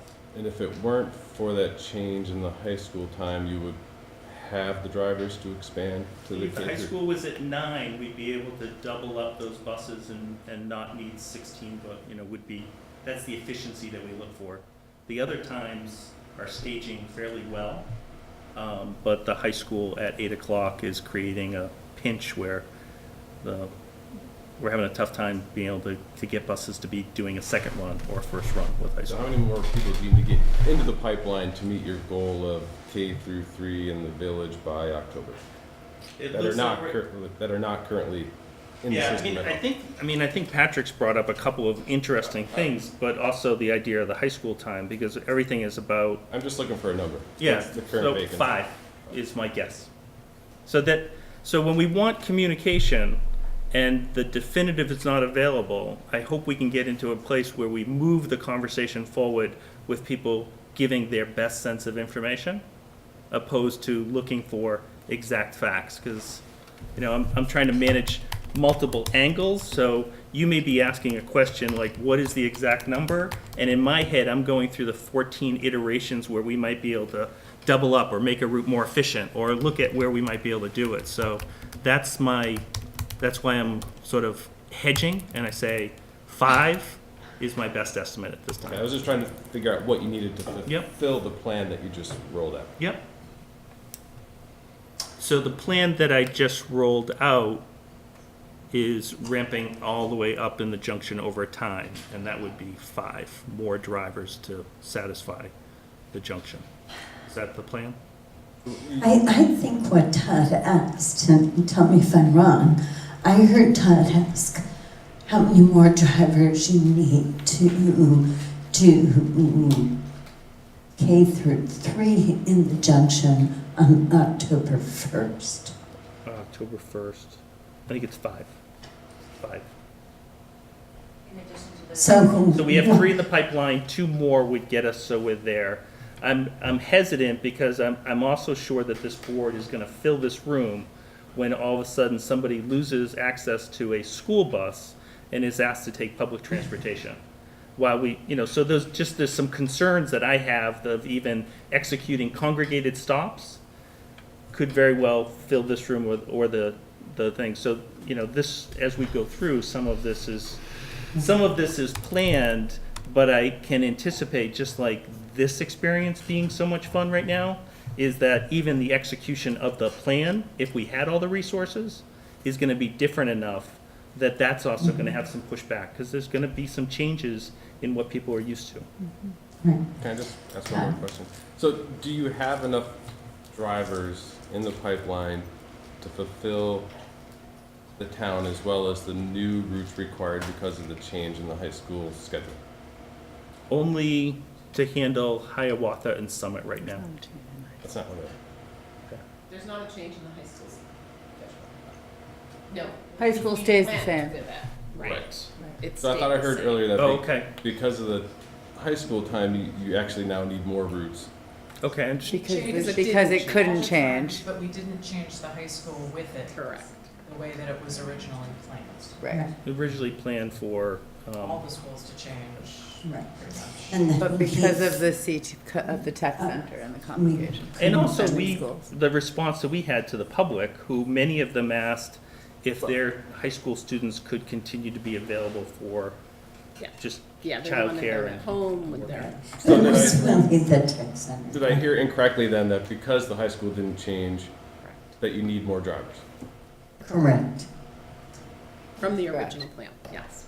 We used to stagger, and the high school kids and middle school kids were a second route for Essex Town, and the K-5 were, that stagger time was enough that we could run 2 routes in Essex Town. And I think in moving some of the other times, we can't cycle it in the same way. Am I getting that right, Brian? Yeah, and it's primarily the 7 routes that serve the most rural part of Essex Town.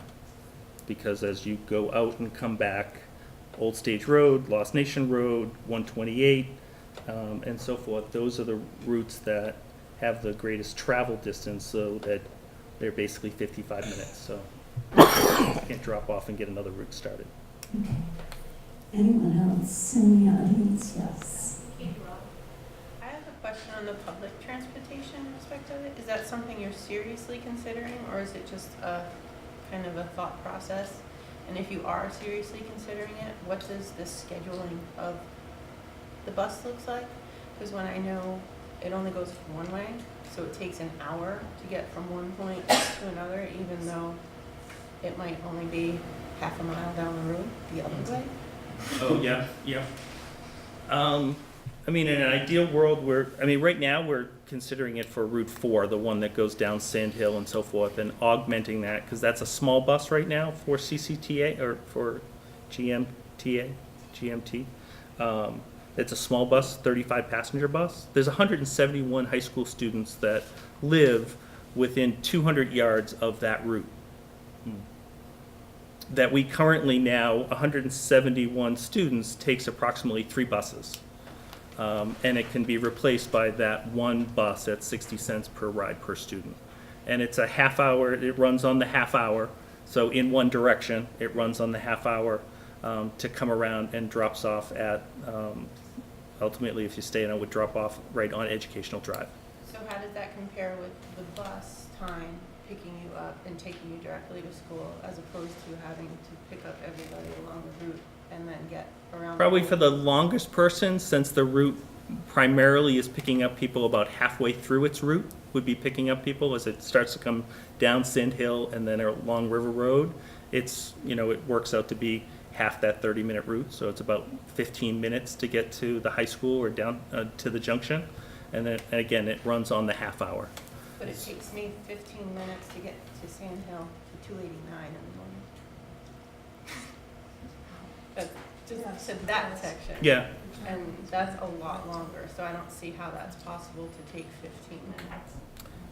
Yeah, I mean, I'm going off of their schedules, and from a person that's worked there for 11 years to say that those schedules are pretty predictable. I know that going down River Road for any of us in the last month has been one of the worst mistakes we can make. But I guess that would be my concern if they only run on the half hour. Yep. It seems like it's going to be an awful long trip, because I do live off Sand Hill Road, Yeah. and my child would be affected by that. And I think it's something that you really have to focus on and get actual data on and actually do the route in order to see if it's viable. That's fair. Yeah, that somebody should ride the route and see how it's going to work. Anything else from the audience? Yes. Stephen Roth, as we're getting close, we're only a few weeks away from school starting. It seems like there's lots of decisions still up in the air as to which path we're going down. So parents will be scrambling, as you said, no matter what decision you make, is going to fill this room with other parents, with questions. I guess when do all those decisions get made? Because that's going to, puts a lot of pressure on all the parents, understanding how they adjust schedules and ride shares and whatever. So I guess that's just my concern. And that goes back to kind of the communications out to the public. Well, I get the sense tonight that there may be some real value for the administration to get the will of the board if there's a certain approach to take with regards to having a shortage. And so that would be helpful in directing our work. So that would be what I would say about whether the board wants to weigh in. I don't know whether there's multiple people that agree with Patrick and therefore we can see the will that way. If there's a gut check on start of high school time, if there's a change in K-8.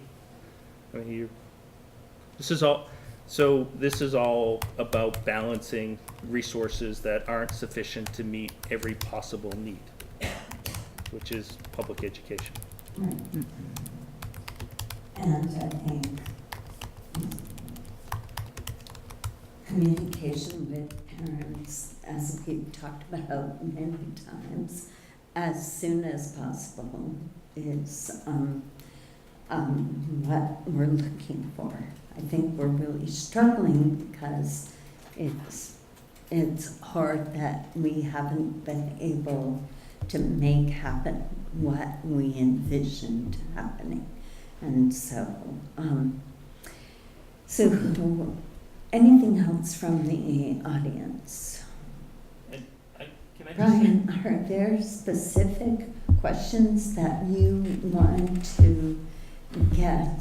We can't take action, but if there are specific questions that you want to get a sense of the board about, I'm very conscious of the time, so I don't want another 45-minute discussion. But if we can boil it down to 2 or 3 things, what do you think? Yeah, Beth, you can. Yeah, I think the board needs, we need some guidance from the board. Do you want us to look into not transporting high school and what does that look like? Or doing that and maybe only K-3 and how much that takes? I think it would be helpful just to hear the direction. Patrick? So I guess, Martha, I'm not totally clear on how we would go about that since we don't have an action item, and it seems like at this point waiting 2 weeks for our next meeting, right? If it's just a guidance thing, though, I'm not sure how we're going to get. I think for me, I would rather see us being able to transport everybody. And it sounds like the best way to accomplish that would be to, as horrible as it sounds at this late of a date, sounds like it would be to go ahead with the high school start time change. It seems like that would allow us to run the secondary routes. It would prevent Essex Junction residents from paying for transportation that they're not getting for another year. And I realize the difficulty that comes with CTE because we discussed that extensively, but it seems like this may be a point where we have to fulfill our obligation for equity in all 3 communities, and I don't think that we're doing that now. That would be my preference. Barring that, then yeah, I would prefer to see us focus transportation on the youngest members of our community first and making sure that anyone who's in kindergarten, 1st grade, or 2nd grade in December when it's -5 degrees out has a bus ride. And we allow the older students to kind of, go from there. Okay, so, let's separate these things. So Patrick has made two proposals. Let's talk about changing the high school time. How many people, well, let's talk about it for a minute. Let's get reminded why we did not change the high school time. It was the CTE and students coming from surrounding towns, and we were going to take the year to work on that and work with the towns that collaborate with CTE. Right, and CTE is a full-day program. Yeah. So it isn't like the Tech Center program at Burlington, where students only go for a half day. So it would be a huge disruption. Also, the 1-2 block is an academic block. It's for the Tech Center, so it's by changing the times, we could end up impacting that academic block and not being able to make it up in the past. And the third one was community sentiment, to whatever degree it was, but some pretty strong sentiment was one of the reasons why we didn't even touch the 6-hour and 35-minute day, is because people wanted the high school students to be home and available for childcare. So that was those three things. Actually, starting with community feedback and then going towards the Tech Center is how we ended up then walking back from a change. So who, oh my gosh, Andre? Actually, two questions.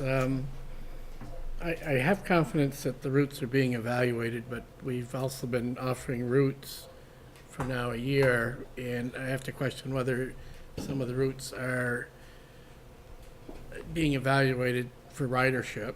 And then the second question is, what I'm hearing is the CTA and the high school are melded together, but I guess I'm not sure if I understand why changing the start time at Essex High School would disrupt CTE and have that continuance as it is now, because it seems to be the crux of the issue is the start time at the high school here and not having changing of the CTE may lend some results to being able to touch upon affording busing for everyone.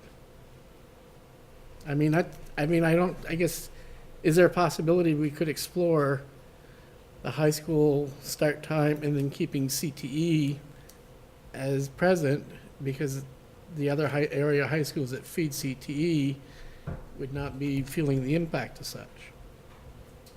I would say we have a number of students from Essex High School that go to CTE, and also we have pre-tech, a lot of pre-tech students that go there that rely on the schedule. So they match their bell schedules in the morning for that back and forth. But this is mostly for the students who are coming in, right? Because it seems like we can pretty seamlessly change the start times for EHS, and then those EHS students going to CTE during the day. It's the ones we're concerned with are the ones who are coming from. We also have to think about athletic schedules that have been developed. Like, there's a lot of things that have already been in process because they weren't thinking about this. So it's. I get that. I understand. It's a matter of which, pick your poison. I mean, we need to get 1,200 students to school. Yeah. Okay, a couple more comments, and then I'm just going to ask for a show of hands of how many people want to explore further, going back and looking at the start time of ESSA. For 2019?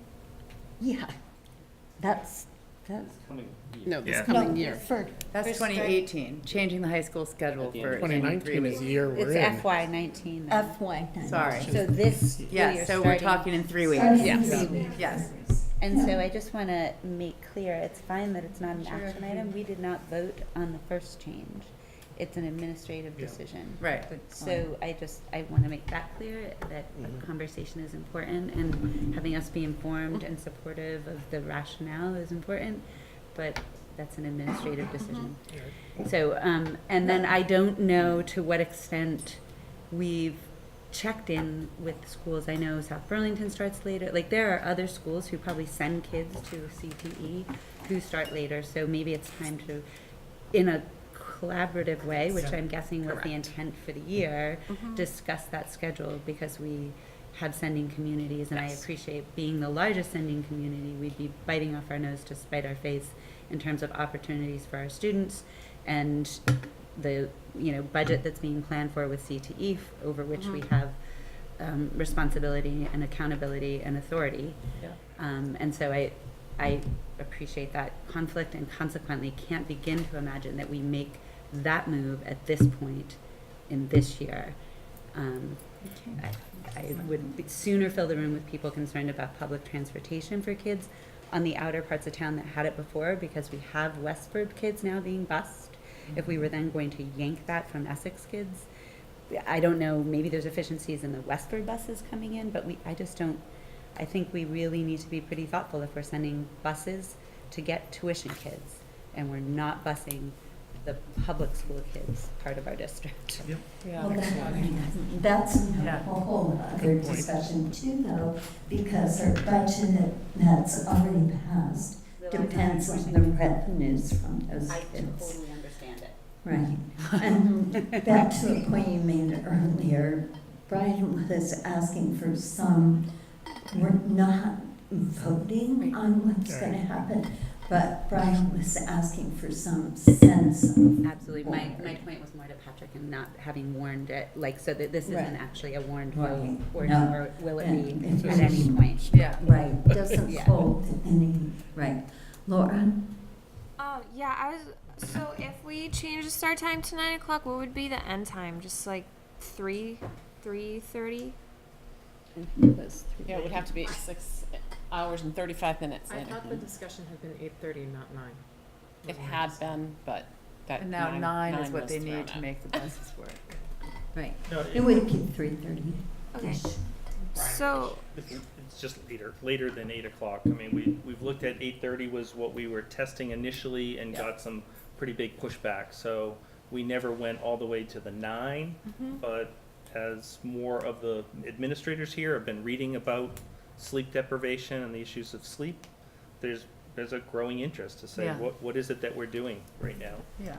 As we spend $85 million on education that we all invest in, are we spending it on kids that are awake and able to learn? Yeah. So for like, if we're busing K through 8, could the CTE kids also get on that bus to get out of the high school by 8 o'clock? Or could like CTE kids take a city bus to get here on time? Or like until we figure something out, if we start at the beginning of the school year, could we get in contact with families from other sending schools for CTE to organize like carpooling or something? Because I would love to have the school start at 9, because I think that would be so much easier. Thanks, Laura. Keely? So there was actually a lot of support from the community for starting high school later. Yeah. Even if there were also people concerned about sports schedules, there were people who really understand the value of the sleep and not having car crashes.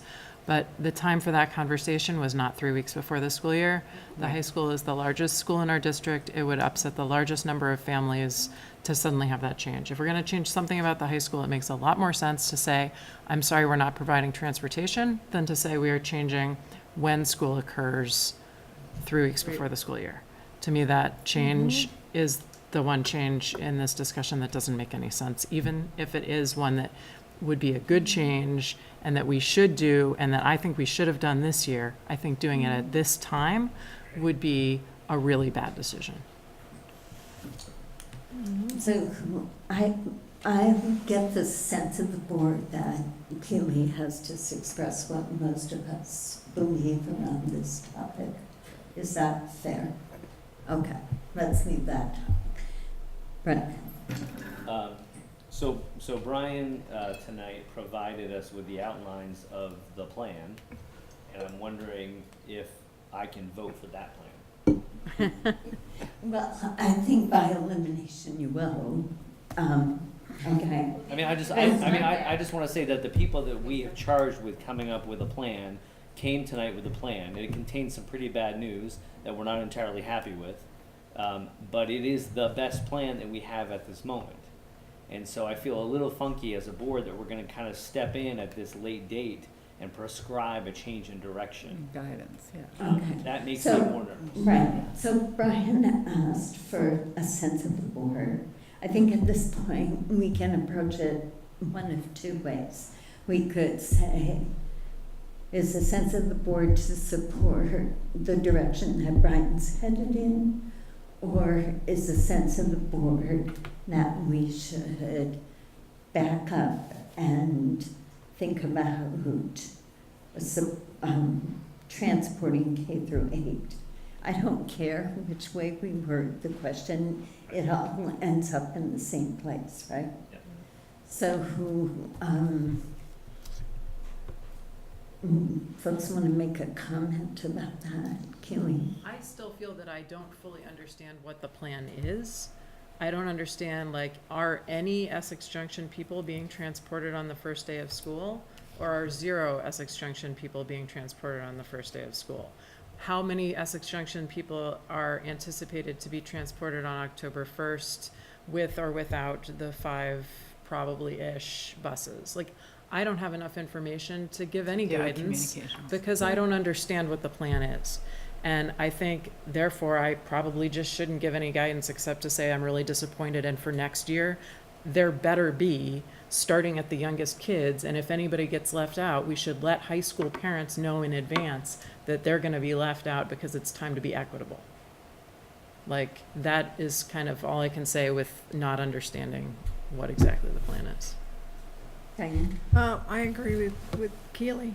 My understanding is, as a person who has no sidewalks to walk on in my neighborhood, along with the people on Cascade Street, that Essex Junction at this point is owed. The taxpayers have some expectations when they voted that they were going to see something. And yes, I'm totally frustrated. Todd owed it, and Brian and I and a whole bunch of other people had a brainstorming session, which quite frankly I thought was productive, okay, in trying to get some of this gobbledygook figured out. Now, if I understand the gobbledygook at this point in time, it's to do a priority on K3 in the junction, and status quo everywhere else, if I've got the proposal. Okay, thank you. But K3 in the junction, not on the first day of school. Starting the First day of school. Starting the first day of school. First day of school. Right. I don't think Todd Odette left slides. under that impression. I think he left under the impression that October 1st was the target date for that. Yeah. Benefit of us continuing to discuss and clarify. Okay, so as I'm clarifying here, so I know where the heck I'm going with this, is that I'm assuming that as time goes on, it'll flesh out the K8. Okay, is that correct? All right. So if the motion is such that it's K3 priority throughout the district with status quo on August 29th, unless we're busing kids to go to practice, that's what the proposal is right now, that the high school stays as a current scheduled to go. And it sounds like we've got a task to talk about high school scheduling this year. Yeah. It's only 20 or 30 years late, by the way, but anyhow, I'll go on to another topic. I was chair of the board when we discussed that thing back then, too. So that's what the proposal is, okay? I'm frustrated, you know, but I'm willing to concede that giving the bus driver drought, locally, nationally, and otherwise, that this is where we're at. And I'm willing to vote to go K3, okay, status quo everywhere else, but I'm going to have the next expectation that we beat the carpet out there and have bus drivers for October. Because I want to see the kids in my neighborhood who live various distances depending on which school you're going to, not walking on the street as they do now, in the middle of winter, okay? And it's a 2-mile hike from my house to get up the ADL. It's 3 miles from Cascade Street, by the way. So let's just do it. Okay, I recognize the frustration. Let's help the administration out to go with this part. I recognize it's a work in progress, so we just accept it. Okay, and recognize that you're going to continue to work on this. Thanks, Diane. Okay, I have to get clarification. I'm sorry. I thought I heard you say, Brian, that Essex Junction K through 3 would not be transported on the first day of school. Is that incorrect? That is incorrect. Okay. So the slide that we have is what will happen. And it, won't be the first time that I didn't use the best language, but so the approach is all along, as one district, you would look at it on a K-8 developmental basis. I think that makes a lot of sense. Then you throw in the constraint of a dramatically varied geography of a town that has severe rural roads, mostly dirt, to a very concentrated junction. So how does that now inform your purely K-8? So, this isn't a new thought. Do we start from the bottom and work up?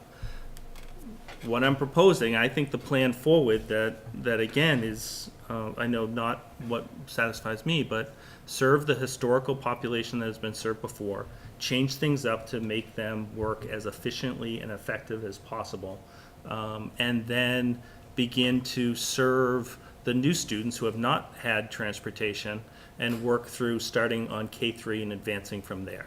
So we would start with K3 at the beginning of school, and we advance to 4-5 and 6-8, and then we can even look at whether we want to bring out the outliers of the high school students that are greater than the distance from CCTA and still greater than the 1.5 miles in path. So what is the October 1st? But at that point in time, we would have 100% of our K-12 in-resident students being transported. With the additional bus drivers. With the additional bus drivers. Right. And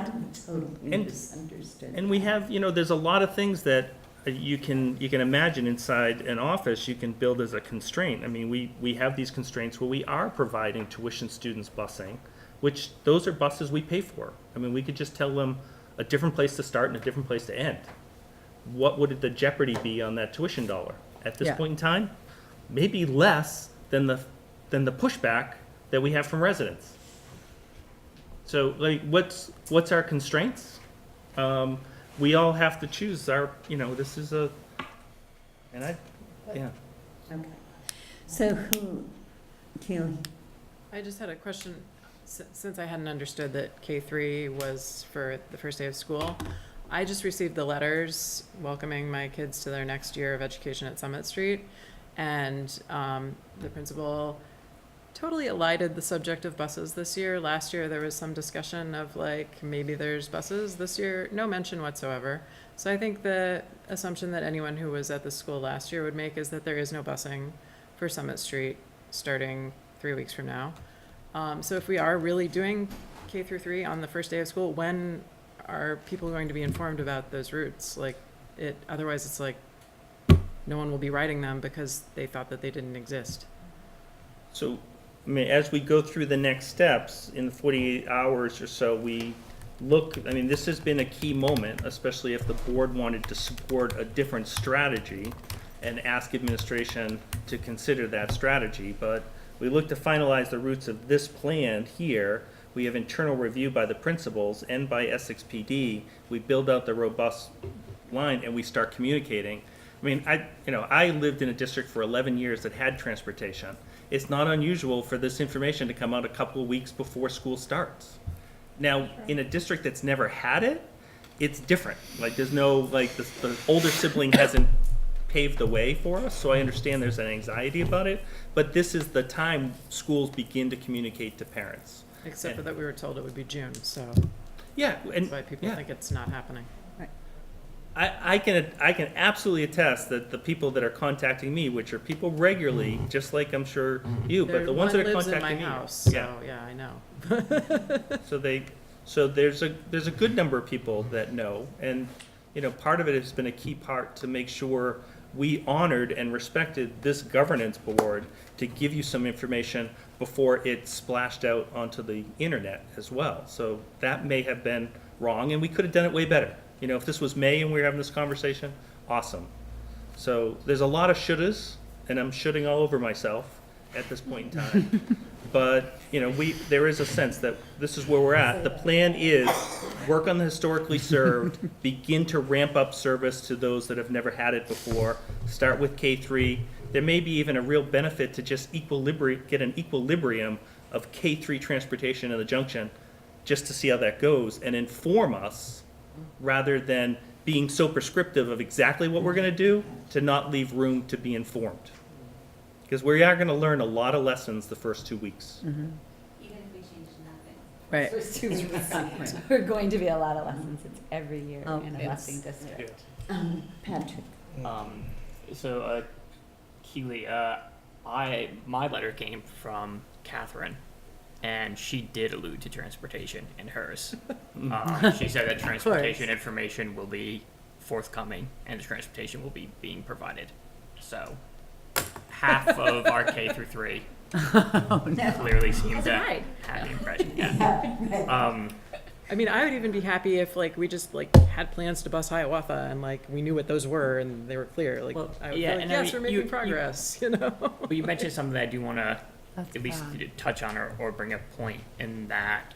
You were like, I'm happy with, it stinks that it didn't work so far. I'm happy with us having a plan going forward. I guess the point that I'm trying to make is that we've had these plans before, and through no fault of administration, but whether it be just the job market or whatever, there's no guarantee that we're going to be getting that going forward. Right. So I think that what we have as a responsibility to provide equitable service for the entire district is that we have to look at this and say, okay, Essex Junction has gone without for a long time. We have the ability with the drivers we have right now to do K through 8 everywhere. And then we phase in older students, and maybe we start with freshmen. Maybe then we go to sophomores, because we know juniors and seniors are going to be the least likely of all of our students to be getting the buses. But that's a decision that we have to make tonight. And my preference is that if we're not going to change high school start time, that would be the fallback position for us, because Essex Junction has gone too long without this. And we have that ability. I don't think we can kick the can down the road anymore. I don't think we can say, this is the plan, this is what we hope is going to happen by October, because for all of Brian's substantial efforts, we just don't know.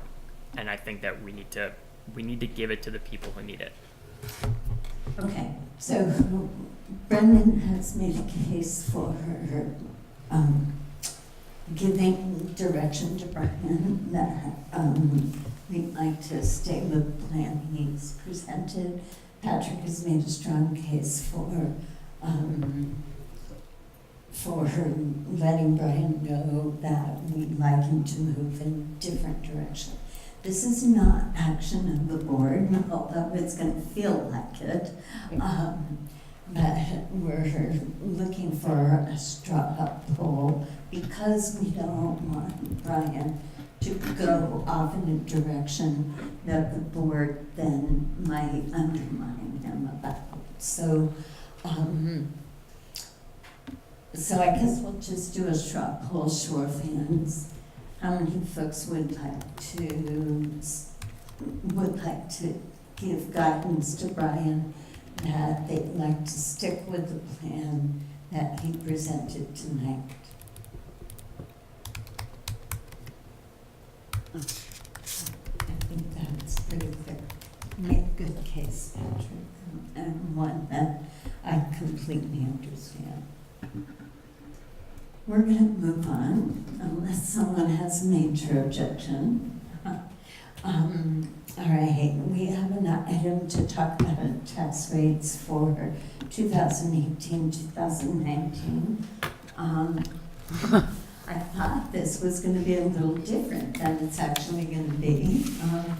So when I asked Governor Ryan to do this, I just thought the board needed to have a sense after the legislature didn't adjourn until the end of June, what actually happened in terms of the resulting tax rates from the budget that was passed. But in the process of looking at that, Brian got a surprise. So Yes. this is just your night, Brian. It is. These are good times. So when we looked and did this tax rate information, I began to pull together. We received information, actually the first time I saw it was Brendan had forwarded a link from the Department of Taxes who had put it out. Their data is officially July 5th's data. One point of interest that you can see in some of the materials that I supplied to the board is that they've eliminated Essex Junction as a tax rate. And we found out today in talking with the village is that they knew that, but we learned it last week. So they decided to combine the CLAs and create one district, and without the independent school district that existed prior, it makes some sense, but it does feel a little weird. So, but in looking at the tax rates and looking at material then subsequently from the AOE, it was clear that our educational spending was being represented as $1 million less than what we had intended and what we had intended to report. I can go into a litany of either one-time circumstances that have resulted in this or some systemic issues with training and quality assurance, but by far it's human error, and what the resulting impact is that the tax rate is roughly 2.7 cents less than we would have had the $1 million for the capital fund allocation been included in our budget submission. We'll come back and talk about that in a second, but the other exhibit that I put together was to look at each one of our communities and trend over 2 years prior to the merger and 2 years after the merger, looking at our tax rates for each one of the communities, so that you can see where Westford has gone, Essex Town, and for Essex Junction's purposes, I just doubled up what the Essex Town rate is, just so that we wouldn't lose some of that historic nature. But as we look at 2 years before the merger happened to FY19, the year we're about to go into, we've been able to have the tax rate decrease over those 4 years. And that tax rate that's a true decrease without even considering that the common level of appraisal has continued to decline, which has been escalating what our tax rate is today compared to what it was in 2016. So if you looked at it in sort of equated dollars and you didn't change the CDL, it's more like 5.5 cents it's gone down. So more in the range of 3.5% of a decrease from 2 years before merger to 2 years after merger. So that's the good news in our tax rate and what we're delivering. The challenge is that we have this issue in which we need to make up this $1 million. I provided the board a series of different things that we're doing as sort of first steps and taking a look at it. I feel confident that we don't have a cash flow issue. I also feel confident that if we were ever faced with a cash flow issue, how we've managed and how we've seen operations with our tax anticipation note and other possibilities that we have with relations to banking, that it's a non-issue as far as cash flow. We are trying to limit the number of projects that we do at this point, but it's clear, summer's when kids aren't here is the time to do work. So we've completed the sewer project, we've completed a parking lot project. We're just starting today, I think, on a playground replacement that had already been purchased. So these were contracts that were signed and would have penalties, not substantial in comparison to some of the project size, but they're, at this point in time, we would, the roof project that's scheduled is actually within our fund balance more than our funding. So I think we can dig ourselves out. Honestly, my first thought when I talked to Brad James and he talked about this, and remember the timing of actually passing a budget on the 29th of June with the tax department to release tax rates on the 1st of July so that it gives the field 15 days to review to make sure there isn't anything. You know, those 15 days were basically accumulated by just the craziness of what just happened at the legislature. Now to say we still should have caught it. So I think we have some mechanisms forward. The biggest challenge will be next year's budget, will be the FY20 budget. Because to get to where we exactly were, it's going to be that 2.7. And we know that just standing still, we lose 2 cents of incentives. Yeah. So this is a really useful piece of information that I wish we could be more focused on because it's really cool, and that's what we're supposed to be discussing here tonight. But I feel like I still don't fully understand the implications of the news that you're sharing with us tonight, and I would love to see some visual information about that, some actual numbers, so I could wrap my head around it a little bit and understand, like, because of how people voted, like, are we required to spend $1 million on capital projects? Because that was a separate line item in the vote, and so we have to find somewhere else to take that money out of, or like just understanding what the implications are and what you're talking about next year, the implications for replacing those funds. Yep, I can certainly deliver that. This is a much different situation than had it happened within the operating fund, which has a lot more stricture and guidance with regards to how it operates and what you can do with fund balances. By the nature of a capital fund, it is a continuing fund, so you can save money in 1 year, in the next, and then spend money in the 3rd year, where in operating funds you can't do anything like that. So that plays a role, and I'll try to explain that to the board in sort of a synopsis. Plays a big role in our ability to sort of catch up over time. I think there's also a part of it that we know we want to relook at our overall capital, add more voice and some engagement about what we're doing with facilities, maybe with the public as well. But it comes back to a question that I think Martha was put into my head about 15 years ago, that if we're going to put a new roof onto the school, do we ask the people that have been in the community for the last 5 years to help us accumulate that money and then spend it all in cash? Or do we look to borrow that money today and have people in the community over the next 10 years pay for that roof as it gets used? And there's a little bit of a philosophy there when you start to look at, there's very few school districts that are, aggressive like we are, that cash saves you money. You're not paying the interest of the carrying, but to do a $700,000 roof project without any debt financing is a little unusual. So there's a philosophical thing that I would love to come in my 2nd year to be able to say, okay, well, Maryland or Deke or somebody started to imagine what the capital fund looks like for EWSD, but now that we've lived it a little bit and maybe we can get some advice from community members, maybe we want to look at it differently. I think that's right. Brendan? So Brian, thanks for providing this this breakdown of the tax impact, and then to show sort of before merger and after merger. I just want to make sure that I'm interpreting it correctly. So when I look at these numbers, the way that I interpret it is that one of the goals of merger was to change the trend line of ever increasing property tax impact related to school funding. And when I look at these numbers, it tells me that the merger has actually changed that arc and has shifted that trend line. Is that correct? It has recognized the real tailwind of support that we have in that correction with the incentive money, right? So that helps a lot in that first year merger coming in at 10 cents, and then 8, 6, 4, and then it ends at 4, right? 2, then 2. So that, and I think the concept was both to incentivize merger, but also to help with any surge of investments to correct alignment, do anything else you needed to do, and then had a little bit of help going through.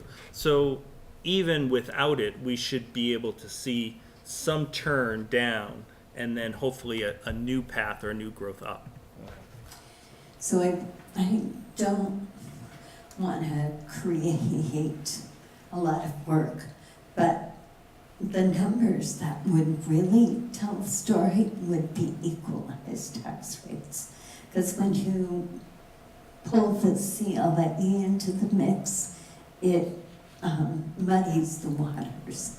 The equalized tax rates are the ones that are directly related to the budget, not being adjusted for property values. So it would be great to have all these same numbers as equalized tax rates. But I don't want anybody to spend a ton of time doing that. So I don't know how easy that is to get. Martha? So, I'm being dense, but to put it into perspective for me, if I look at 2016, the tax rate for all the districts, and I go to 2019, this current year, we have saved 8 cents is in this. So if I look at this number and overlay it over this, it's still doing a trend like, because when we get to the end, we're not going to go like this, we're going to be going up every year.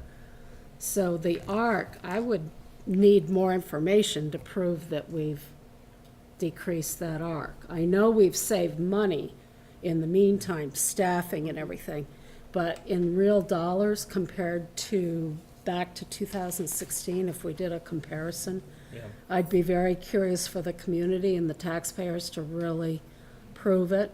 I think if you saw the equalized tax rate and you took out that escalator that is just natural in each year with the CLA, you would see greater than 8, and that would tell you you're not just seeing the impact of the incentive. That is the one I should look at. And that, so that it stops an inflator that's underneath that number. Right. And we want to recognize that number because that's a number that's real dollar savings. Because what we do as a budget has an increase, and people expect us to keep that at a minimum or to stop that. But we don't impact the grand list and what the state considers the grand list in comparison to current market value. But I'll have that. at the same time, these are the numbers that people see on your tax bills. So, right. It's more complex. I was just going to say, the only thing I was going to suggest, Brian, and I'll look forward to the bigger conversation around debt financing or other capital fund considerations. It would be really interesting to also understand better sort of around us, what are other districts of similar size using as sort of their standard for when they're debt financing versus building it within their capital plan. Thank you. Okay, are we ready to move on? Communications task team update. So we met this week and weren't able to do a lot of messaging, as Pat and Keely were speaking about. We did talk about moving forward, that our team will be meeting on the first Thursday of each month, and we'll do a monthly update to keep us on track for things that don't come away on the takeaways. Right now we're good about those takeaways, but we lose the thread of what happened with conversations that have come up to the board table. So we're going to try to keep our eyes on those conversations and make sure we do a monthly update to the community, even if the update is we've made no progress on this or we have no information to share on this topic. We're going to try to get really regular communications about things that have come to us. An update on voices. We had a retreat on, did I already talk about that? No, because we haven't met. We had a retreat on July 18th, a summer retreat that was a half day, where we looked at how we're going to move the work forward at the end of the grant period, and more specifically in the fall, what those conversations are going to look like in the month of October. And we're going to be doing living room type conversations and going out through the community and talking to as many people as we can, intentional groups of people. The framework being around how can we be more of a welcoming community with regards to equity, race, socioeconomic, and that's the big frame. There's lots of detail. If you're interested, Voices for Education will be posting the information on the website, and you can follow us that way. The other idea we talked about, and this conversation tonight has made me feel, again, that there might be energy towards this, that Beth has talked about the idea of having topical conversations during the year, discussions around things that we know the community is interested in hearing more about and diving more deeply into. We know budget is one, we know safety is one, we know transportation is clearly one. We might want to have a group looking at what the research behind the later start time and the for the high school, and so just these kinds of things. The Voices for Education group is working with the administration to figure out how we can bring the community to us and how we can get to the community for some of these topics. And then just on tonight, so I heard Brian say it'll be about 48 hours till the routes get finalized, and we'll have some information, specifics to share with the community at that point. And just so we all know, Keely will be crafting that language and getting the messaging and the content out that will be on our social media, and we'll work with Ben through the email list that will go out to families and all the channels that he's using to get the information out. Pat will continue to answer and moderate all the Facebook comments that will be for sure incoming in regards to this, and thank you, Pat, for that. And then Voices for Education and I will take the lead on working with the administration on the August 21st pre-board meeting that we're going to do around transportation, where we will invite the community in for some engagement and update around transportation. Okay. Questions for Keely? For Keely? Or me? For Liz. I'm tired. I have a comment. Yes. I loved the what Ben put together about the Voices for Education and the impact that you've had on the community and the district. I thought that was an amazing piece, and I will tell him when he comes back from vacation. Yeah. I loved it. Thanks, and so I can share that with you. That's a good reminder. The board hasn't seen that. Beth is talking about an infographic that was tweeted. That what? It was tweeted. It was tweeted, and it's on the website. It's easy to find, but I'll send it to you anyway, and it really does give a good sense of what we've accomplished and what we're hoping to do with this group moving forward. Thanks, Beth. John? Do you include any information out to the community regarding the high school schedules and where that's at and how that's going to work? Voices for Education isn't doing that, and I think that might be a question for Beth, because that's a building issue that's being handled through the building. It's not a board issue, and it's not it wasn't a topic for Voices for Education, but I'm sure Beth can say something about that. I will work with the high school as soon as that gets organized and out to be put out. I have been in contact with them. Okay. Can I just piggyback off of that? Yep. Really quick. With the schedules, it's hard, like, I'm brand new to the high school. We don't know anything about anything. No communication has gone out for anything. So there's been a software problem, is that correct? No, like, we didn't even know, like, when schedules go out, they get mailed out. There's no communication whatsoever on that. There used to be, I don't know, back in the day, I don't know if it happens anymore, there used to be sort of a freshman orientation connection that would happen with incoming families. Yeah. My youngest was going to be a senior, so it was a while ago, but I could appreciate the anxiety I'm imagining that gives incoming There is families. an orientation, but the information you're talking about, like just receiving what to expect, and Meeting way back in, in the spring, and February then or something, obviously, but we haven't heard nothing. so that's Okay. that's an issue. That's an administrative issue. Yeah. That was for that comment. Yeah. Thanks. Okay, anything else for Liz?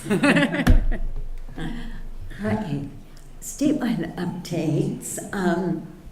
I realized that as I was thinking about tonight, and Dylan said he was coming, that the rest of the board may not know that Dylan was successful in getting us the language we need so that the school board will be warning the election of directors from now on. Well, it's 2 years. Hopefully it has a sunset because the agency has said they want to review the whole Unified Union Statute. So we'll have to keep our eye on it because if that doesn't get done, we'll want the sunset extended. But Dylan made heroic, I can't say the word, thank you, efforts to get this in a bill that was going to actually pass. So its final placement is in the budget. So thank you, Dylan. Happy to, and I'm sorry that it was such a confusing process from the start, and the agency is aware that we need to do better around Title 16 elections for education boards. So that's an area we're going to be looking at, and it will be an extended conversation. And the only other thing that I'll share about the legislative session, aside from the fact that it was very long and very frustrating, is that you should know that for all the challenges of pulling together this board and this new system, that whenever an Essex Westford School District staff or an individual coming down to provide testimony from the district went to the legislature, the feedback I got in the Education Committee and with the Agency of Education was, wow, you're lucky, you represent one of the premier school districts in the state. And so that feedback, I just want you to be aware that whether it was Aaron McGuire and Dylan McNamara on the special education bill, whether it was hearing from Amy Cole about personalized learning and proficiency-based grading, or even from your chair, Martha Heath, who came down a couple times to see us, we really do have an extraordinary district. So my hat's off to you on that, and hopefully we can fix all of the statewide problems that come up in the next biennium in a timely fashion, because I do think it's unfair to saddle and burden different state and municipal level systems that rely on the legislature and the governor functioning well together. Thanks, Dylan. Anything you want to add, Kim? I guess we should say that new Secretary of Education has been named, and it's someone familiar to most of us, Dan French. And Dan worked with us in the year before this district actually started operating. So I guess we will all want to wish him good luck. And he certainly is someone who has worked in all aspects of education and everywhere from the Northeast Kingdom to Manchester, Vermont. So I think he has a good sense of what education in Vermont looks like, and so he'll be able to hit the ground running as opposed to someone who might have come from out of state. So, yeah. I think I'll just add that you've received that notification from the VSBA, I think probably everybody has, and within it the notification that we're expecting that Dan French is going to be at the regional meetings, and the regional meetings are free to us as boards, so please register, check your date. It's the 5th. They usually start about 5:30 with food. I can't remember where. It's either been in St. Albans or meal, business meeting at 5:30. Is it? It's I think so. So I can't honestly recall that. I know the location. I'll have it for you for the next meeting. But please just take a look and see if the 5th can work for folks in the evening. And if so, please register on the link that came in the email from the VSBA. There was like a thing you can click right in it and it'll take you to the registration. Because we haven't gotten a separate notification. Probably, I don't know that we did. Yeah, okay, great, thanks. But it's right in the I'll bottom of make it. sure I look for that. It's Register just check here or boxes. something, click. Yeah. Okay, anything else on statewide updates? Okay, next meeting agenda and meeting takeaways. Our next meeting is on the 21st. We know it's going to be preceded by a community engagement around transportation. We should also say that we do have a retreat on Thursday from 2 to 8. Hopefully everyone is remembering that. Does anyone have anything specific for the agenda on the 21st that that Kim and I wouldn't already be thinking about? I think as you think about the voices and the engagement for that night, we do start the meeting with an executive session on an employee contract. Just to be, Right. yeah, so. Okay. And we can probably think about that with respect to the timeline for the start of our meeting as well. Right. And I'm also thinking, Martha, we may have coming out of retreat ideas that, if not for the next agenda, we'd sort of put in a list We usually for future put agenda our items. work plan Yeah. on a monthly basis and build our agendas from that. I don't know if we'll have that already. We'll certainly have it for the September meetings. Okay, communications board message to the community. I guess it's transportation, and more transportation. It might be a good opportunity too, though, to talk about the fact that we did get the legislation that will allow school districts to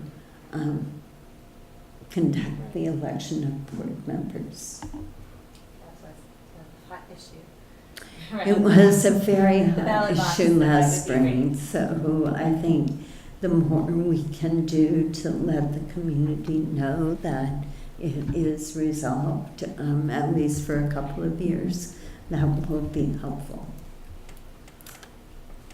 Anything else? Is it worth reporting out at all about the tax rates? I'd rather do that once we have the equalized tax rates. I guess I wonder though, Martha and Brian, maybe there was a different spreadsheet that we saw. Wasn't there what we had anticipated and put in our budget presentation? Yeah. And what the current reality is going to be?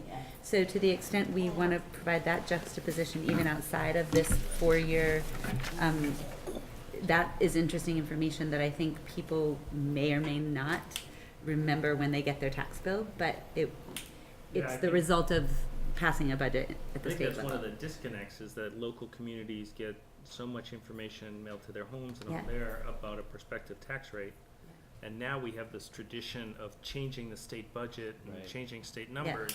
So there's a different tax rate, but I'm not sure if there's anybody communicating like that difference. It's significant. Bill very I thought it was isolated. going to be an 8-cent increase, and it's not that. I mean, the change of the yield that they decided at the last minute or passed in the final budget, I mean, was a huge impact for everybody in the state, but I think it's sort of like falling in the forest. Like, Right. it's hard to see that. There's nothing that tells you on your tax bill that, hey, because of our work and changing this, it's 8 cents less than it would have been. I would encourage us to highlight that information this year so we can go back to that information when we're digging out of a hole budget time next year, because of the way we came up with that change this year. Sorry, Dylan. Just saying. Yeah. I think that would be worthwhile. Maybe we and can if that- push it out after the equalize comes in, and I can bring that in at the next budget. for the next At the next board meeting. meeting, maybe. But Because I think that will highlighting. even tell more of the Yeah, story. but, because, Westford residents will have already paid their first tax bill, but the village and the town won't, so I think that's reasonable. Well, And I'm just we've wondering if we already just did done- straight up, because the equalizer is interesting for our historical perspective, but what we thought their tax rate was gonna be when in the budget presentation in April, Yeah. and they are going to see on their tax bill, we know that answer too.